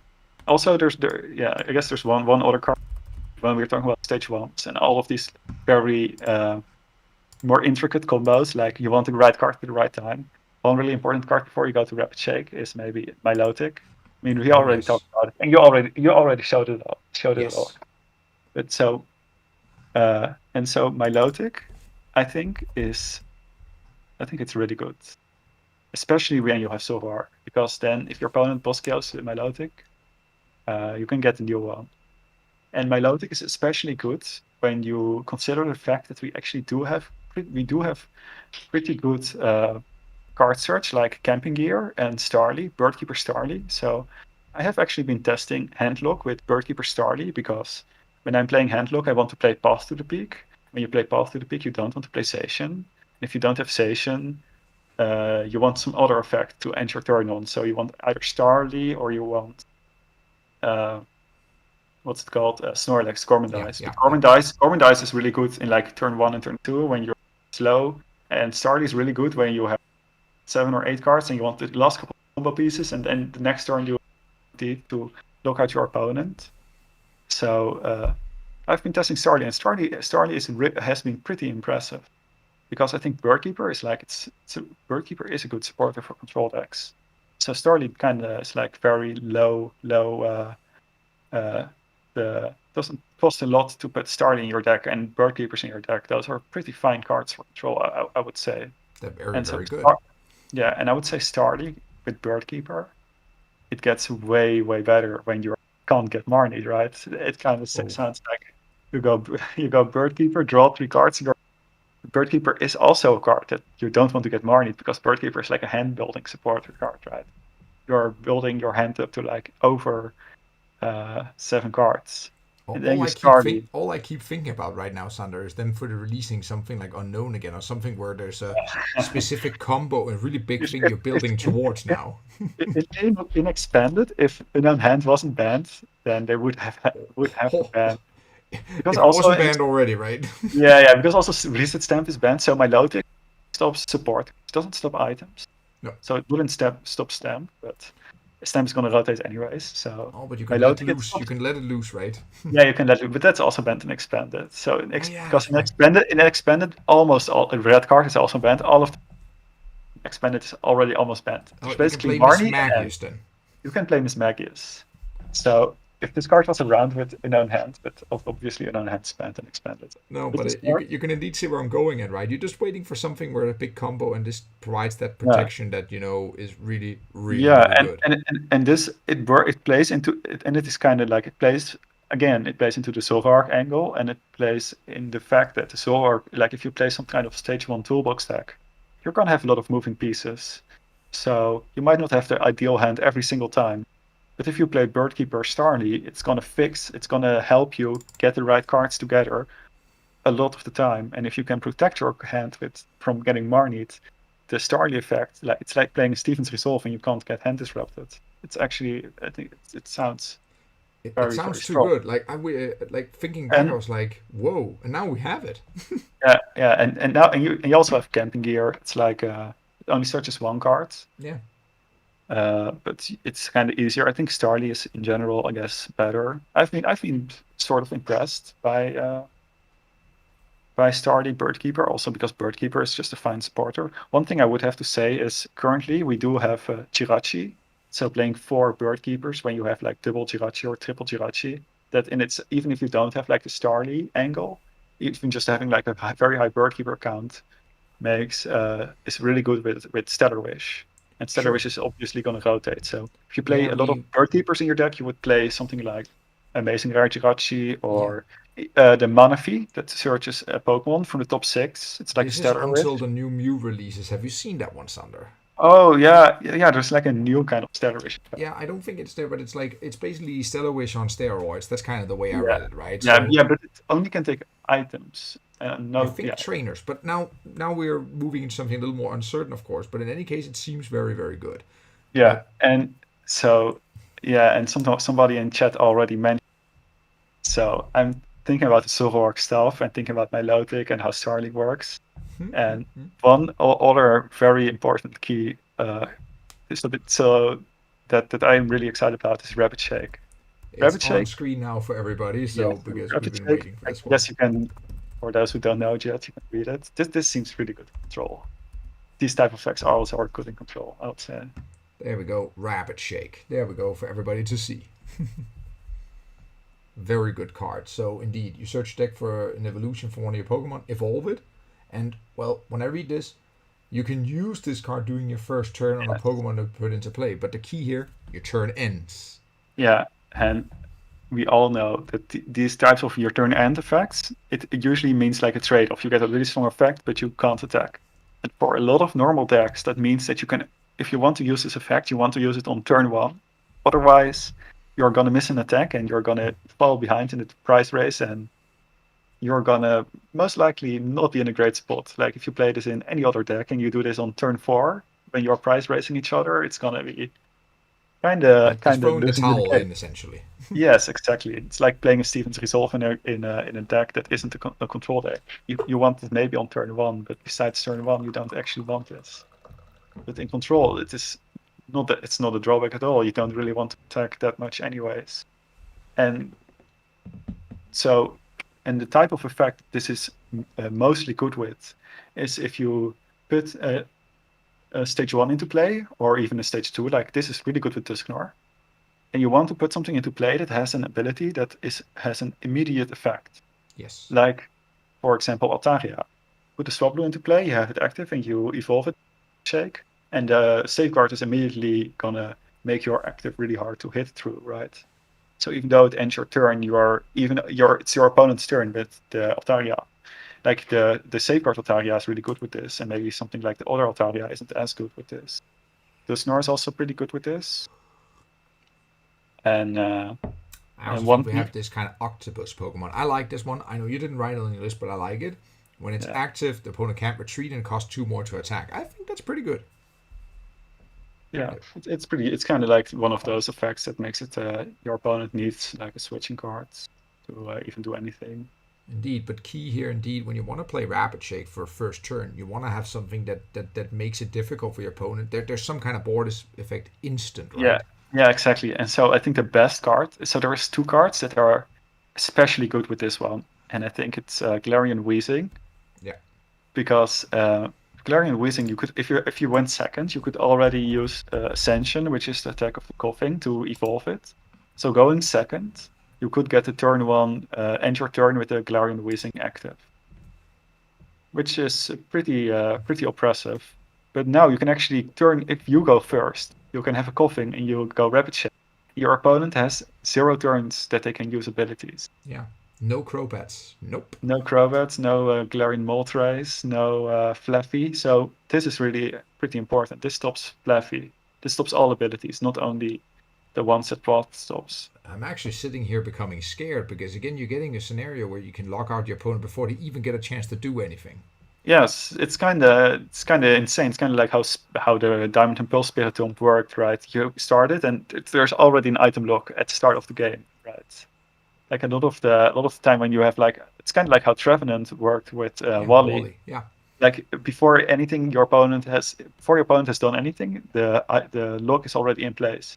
This usually means that I smell a ban incoming and expanded. That's usually what this means. Could be the case. I mean, I'm not saying, guys, this is going to happen, but it usually means something like this. I mean, so Galarian Wheezing is like, I would say, the most obvious partner. It looks pretty strong. And I would also say Rapid Shake, because it's like you can use it on any stage 1. It's really flexible, and it kind of works with the same cards as Zoroark. So I would say when you look at we've gone over a lot of stage 1s that I find interesting. So you could make. I'm more interested in like that kind of maybe control approach with like a lot of stage 1s in your toolbox. So Galarian Wheezing seems really oppressive. And another really fun one, depends on your definition of fun, is Draco Fish. It isn't played at all right now. It's also a card that's already in the format. I'm looking it up right now as we go. Let me see what we get here. We got Draco Fish. Have you seen the card? Well, yes, I have seen it, but for a reason, as you can may have expected, I've not looked a second time at it because I see fossils. I'm like, nope. Yes. Yeah. So this is a stage 1. Yeah. So it's not a stage 2 like Omastar. Wait a minute. This means no VMAXs. This Uh-oh. means no VMAXs, and you can. So one of the things about this card is that, let's say you're playing a game and you go second. So your opponent goes turn 1, they bench double Shadow Rider, and they go pass. And there's no way to stop them from VMAXing. Like, this is like an effect that you want to get into play before your opponent evolves. Because if you get this active after your opponent has evolved, there's no use to it. Like, you No. have to get this in before your opponent does his evolutions. So if you go second, this card almost loses all of its purpose. And so that already meant this card is pretty bad. Also, it has pretty high. It's just a stage 1. It has pretty high HP, 150. Yeah, it's But very high. with the Rapid Shake, you can, even if you go second, and your opponent benches like, I don't know, some Eternatus or some any evolving V Pokemon that evolves into a VMAX, which is a lot of the format. And of course, after rotation, the tag teams leave. The tag teams, we all know, the tag team cards were kind of pushed. They were kind of overpowered. Some of them, I mean, overpowered is maybe too much, but they were really, really, really strong. And they all kept seeing play. Obviously, when you have a basic that's really strong, it's going to be less effort to charge it up. It's going to be easier to find, etc., etc. So right now we have a lot of basics, but even now we have a lot of Vs, like Ice Rider, Shadow Rider, Eternatus, Urshifu. You could even argue a lot of current tier 1 decks are evolving VMAXs.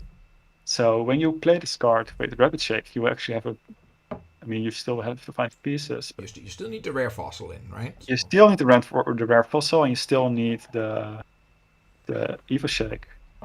Yeah, The Rapid this is Shake. not to say it's going to happen every game, but there's a very high chance this happens. And this is way. I mean, I would even say this card is playable right now because every time you go second, you're just going to be one turn later, and with Rapid Shake, you're always going to be one turn in time, right? And there's also a Banette that devolves one of your opponent's Pokemon when you evolve it. So, I mean, so indeed, you could combine it, and still, even if you were late, you could still catch up that way. Yeah. So this is kind of like the Wheezing, the same way that if you get this active just one turn sooner than you would normally get it, it is going to be pretty disruptive. So I think there's like some when you look at Rapid Shake, there's some really high end, some really extremely disruptive stuff you can do with it, and then also it kind of plays into the same kind of toolboxy stage 1 deck that Zoroark. So when I'm looking at both of these factors, and it is really toolboxy, which is what I like anyway, I look at what you can do with Zoroark. I look at how Rapid Shake kind of functions well with the same cards that for Zoroark functions well with. And then Rapid Shake also has some really, kind of like, I wouldn't say insta-winning, but Rapid Shake, if you play Rapid Shake and Dracovish or Rapid Shake and Galarian Wheezing in the same deck, you're going to have games where on turn 1, you can potentially have an extremely disruptive start. And that is especially when cards like maybe Crushing Hammer that effective against some decks, and we are losing Stamp. So I would say since we lose Stamp, you can't use the control approach where you're just gonna do nothing all game. Right? It's gonna go disrupt you a bit, play some dolls, or set up my draw engine and then right. Like all of the Stamp approaches are gonna leave the format. So having this toolbox approach that also has this very proactive turn 1 kind of style, kind of reminiscent of Trevenant and Spiritomb and stuff like that, where right at the start you're going to very much hinder your opponent, and then from that point on you're going to kind of take over the game after you're kind of... You're banking on them not having a boss's order, essentially. Yeah, I mean, they could have a boss around it, but they would still need a boss, which, I mean...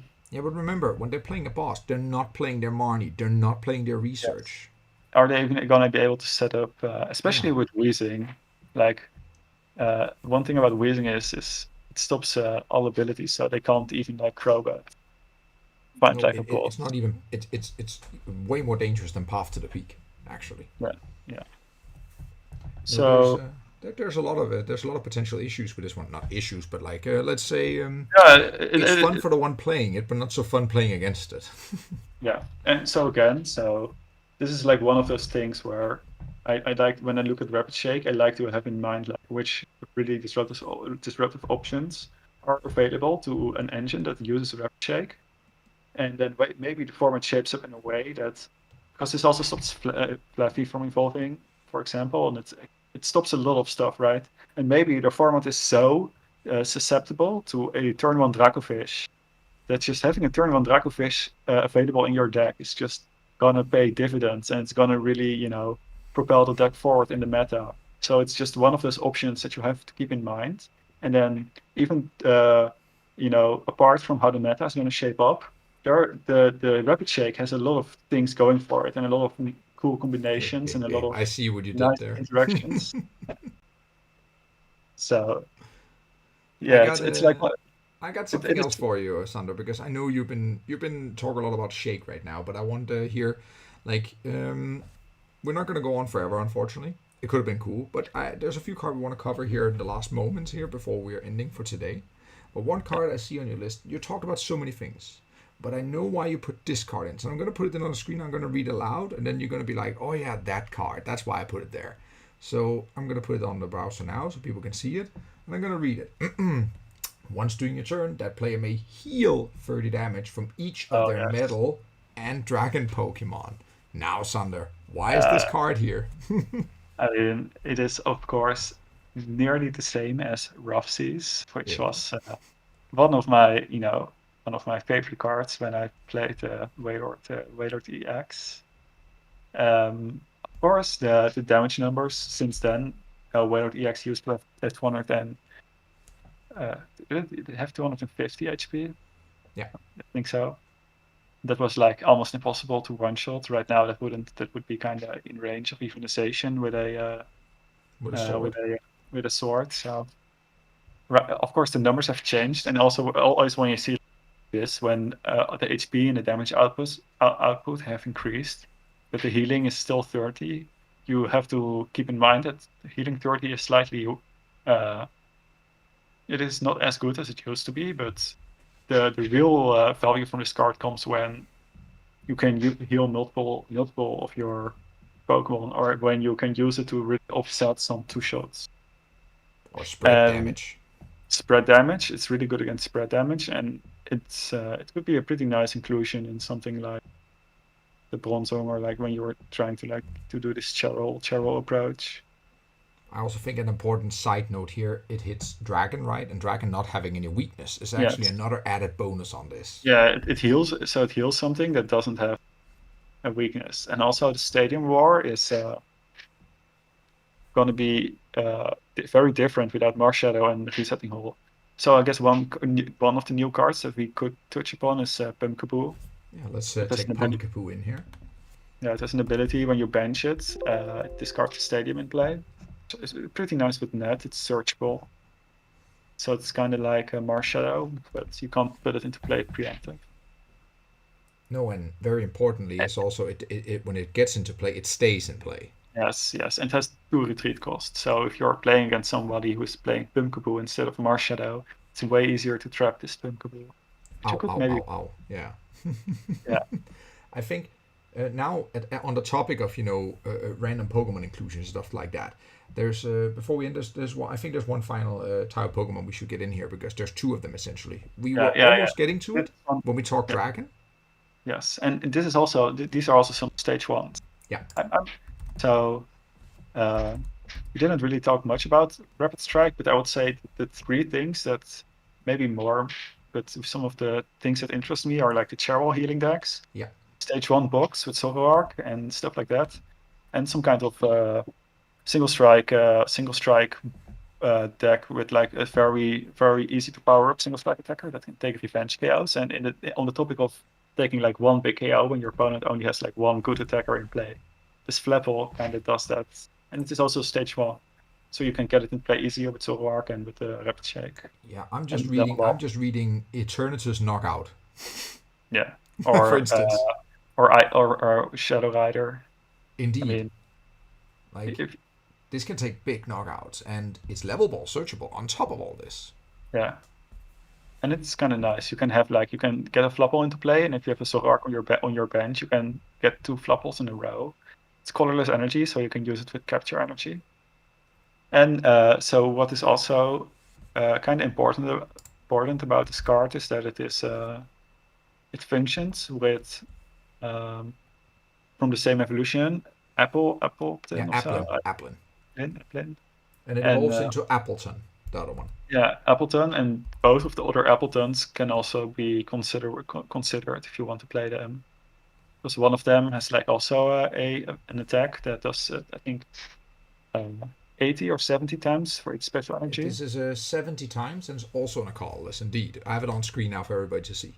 Yeah, so it works with Clefable, it works with capture energy. You can get multiple of these attacks with Zoroark, and then also the Appleton that we have currently has an ability in the flip a coin, and if it's heads, you can take a basic, right, and put a basic active, I think. Mm-hmm. Yeah, and since we are losing Cynthia, having some extra bosses, because Cynthia was a nice supporter that drew cards and also got back in bosses order in some control decks. So the fact that you could also maybe consider the Appleton a bit more, the older one, so you get more of a gusting effect in your control deck without needing to recover the boss necessarily. And so this whole evolution line kind of like how the new Altaria is way better, because it works from the same evolution as the old Altaria. And I think we should not forget the very final one. It's probably the least useful one of them, but it's also an old Flapple we have right now, right? I can shuffle stuff and deal too many damage. It's not. Yeah, deal too much damage. Yeah, actually, you could use that one to not deck out. Indeed, you could indeed not deck out. So and it has an attack that can discard an energy. Indeed. So actually, putting all these, there's suddenly 4 stage 1s right here alone that could be all nice. Yeah, you can play one Applin, and then all 3 are a lot of stage rounds. I mean, that's kind of crazy. And then Zoroark, right? Woo! And then Zoroark, yeah. But yeah, this is again something that is a lot nicer with Zoroark. Oh my god, I'm just seeing this crazy deck list, with all these one-offs, and you have 1 basic and 4 evolutions to it, and Zoroark. I mean, with Zoroark you can do crazy stuff. I can already see some crazy deck lists incoming. Now, Sander, we're about that time where I'm going to ask you if there's some final thoughts you have here, because now what we heard about in the last couple hours now, almost 2 hours now, time flies. Yeah. We heard all your thoughts about cards leaving, of course, what we currently have in the format and what's coming, and we only touched upon a few things, of course, and sure, we could have gone on for another 3, 4, 5 more hours about this here, I'm certain, until your voice is all gone and everything, right? But now, in order to not keep it that long, maybe we can continue another time. People can always ask, but we've talked about a lot. But yeah. Do you have any final thoughts about all this here, Sander? So to give my final thoughts is, you never know exactly how post rotation is going to work out, but my approach. So this is also everything I talked about here. These are all things that I'm serious building in post rotation. I'm going to be keeping all these things in mind and trying to work something out with these, and then also reflect on how other people are looking at post rotation and which are popular. So it's not like I have a definitive answer yet for how control is going to be exactly, but I think everything we have talked about, these are all things that I'm thinking about, things I'm trying to figure out. How is this going to work? Is this strong? Is this weak? Is this functional? Is this maybe too far out of the box? Is this never going to be practical enough? So and I feel it's nice to have a good overview of cards that have my interest, and cards that I could potentially see be successful if the combos and the synergies work well enough, and if the meta works well enough for it. And so to kind of quickly summarize the ones that I am, the most optimistic about, I would say Cheryl, Pokémath, and Cheryl with some kind of VMAX attacker that has some kind of utility attack or some kind of disruptive attack. There's a lot of ones that you could consider, but all of them have some kind of weakness. could consider Blaziken VMAX, Garbler VMAX, Metagross VMAX, Togekiss maybe is bad because of Lightning Weakness, Anti-Scorch, the new Duraludon VMAX, and Sandaconda VMAX, of course, with Cheryl. There's I'm a not lot. 100%. Yeah, there's a lot. But I think they all share kind of the same weakness, and that is that some of the there's no Munchlax anymore. To kind of also, because the nice thing about those VMAX heal decks is you could shift towards a more control style, or you could be a bit more proactive. You could do either. Without Munchlax, you don't have infinite resources yourself. So I'm not sure. And there's Boltund with Fluffy, and Rayquaza with Fluffy, and Shadow Rider in general that can hit one-shots. But the nice thing is that ADP has left, so Yeah, that's a very big thing. the Cheryl thing, it's kind of nice, and it might just be the case that the most real way to play it is just with Bronzong, and maybe be a bit more proactive and attacking rather So than next to Cheryl, I think you mentioned something about Zoroark box, right? Yeah, so this is one that excites me the most. It's like the type of control like I like to play the most. A very, deck that can use a lot of different options. You can go through a lot of different versions and kind of pick and choose the deck cards that you want at the moment. Zoroark is very multi-purpose. It makes the deck building really interesting. It also makes it so that the deck building is not, you don't have to be too convoluted. It's not like you want to play 5 different stage 1s and you need a 2-2 line of every stage 1 you want to play to make it work. With Zoroark, you can play a Zoroark line and just one stage 1. Peonia, I think it's really interesting how the stage 1s that we have. We've talked about a lot of them, like Slurpuff. I think Dusknoir's on the stage 1, but it kind of, you can get the Dusclops. And then we've talked about a lot. Jolteon is interesting, and Seeking is kind of interesting. Berserker is kind of interesting. So many things we already touched about now when you look over it as well. Milotic as well, of course. Yeah, Milotic. I think Milotic is one that makes me very optimistic about, when you look at the new cards that are being released, it's all pretty strong cards like Rayquaza, Fluffy. Those aren't Shadow Rider. Also, Shadow Rider has like Astro Barrage, Italian sniping. There are still a lot of things in the format that you could be. How are you going to deal with Italian? How are you going to deal with? How are you going to deal with the insane output from Rayquaza? Yeah. From Fluffy, those are all worries. But I feel like when you have this engine of having Milotic with Birdkeeper and Starly, if there is an answer to these decks, there is actually a consistent way to pick out the answers to those decks out of your deck. Like maybe some type of Slurpuff with Clefable is actually going to be pretty good in format because it's not discarding cards from their board. So Fluffy and Melony don't work against it. And if you play 4 Paths to the Peaks, when something like so that Intrepid Sword doesn't accelerate and Rayquaza and Moltres can't accelerate to itself. Maybe there's something there, like some energy disruption deck that plays more around Clefairy and Slurpuff as well. Like one thing for sure about all this, only time will tell. And with that said, Sander, I think this is the time where we're going to round it up for today. So I would like, first of all, to say, well, I know you could keep going, so sorry for stopping you there. Yes, no, it's good. It's because part of the game, I guess. But for today, I would like to say thank you very much for joining me here today. And for everybody watching out there, or watching it live, watching it back, thank you everybody here for joining and checking out. Don't forget to like and subscribe. Always nice to see some support for the channel. And again, Sander, thank you so much for joining here today. It's really been a pleasure having you. As always, it's always nice to talk control. I enjoy it. And I'm looking forward to all the crazy creations coming. We've known each other for long enough. I think you know that if you let me go, I can just... I know, that's why my main job today was just to make sure this is not going to go on for, forever. But I would love it. But you know what? No. I think it's been good. I think, thank you for having me on the channel and preparing all the stream and all the... Maybe we're gonna make a take 2 someday. Who knows? We still follow. Maybe when we have a clearer vision of the formats. But then I'll say, hey guys, let's go and make a round 2. But for today, that's what I have for you. So again, thank you so much, Sander, and thanks everyone. Bye bye. Have a great one. And Are, thanks are again, we not? Sander. Bye, Sander. Are we doing questions or no No, I questions? think at this point I took them as we went today here. Oh, yeah, So that's if good. anybody comes in with some questions, feel free to share them in a chat at this point here. Just write a chat afterwards, and then Sander or I will myself will check by, Oh and yeah, no yeah, need of to course. worry about that. And we can answer it on the Ah, we've got plenty of comments. time. Like otherwise, we just make a tech two. What's the problem? Have a great one, and well, thanks for today, everyone. Have a And great one. yeah, and enjoy the finals. Oh yeah, certainly. I will certainly be watching. Have a good one. Bye, guys. Bye.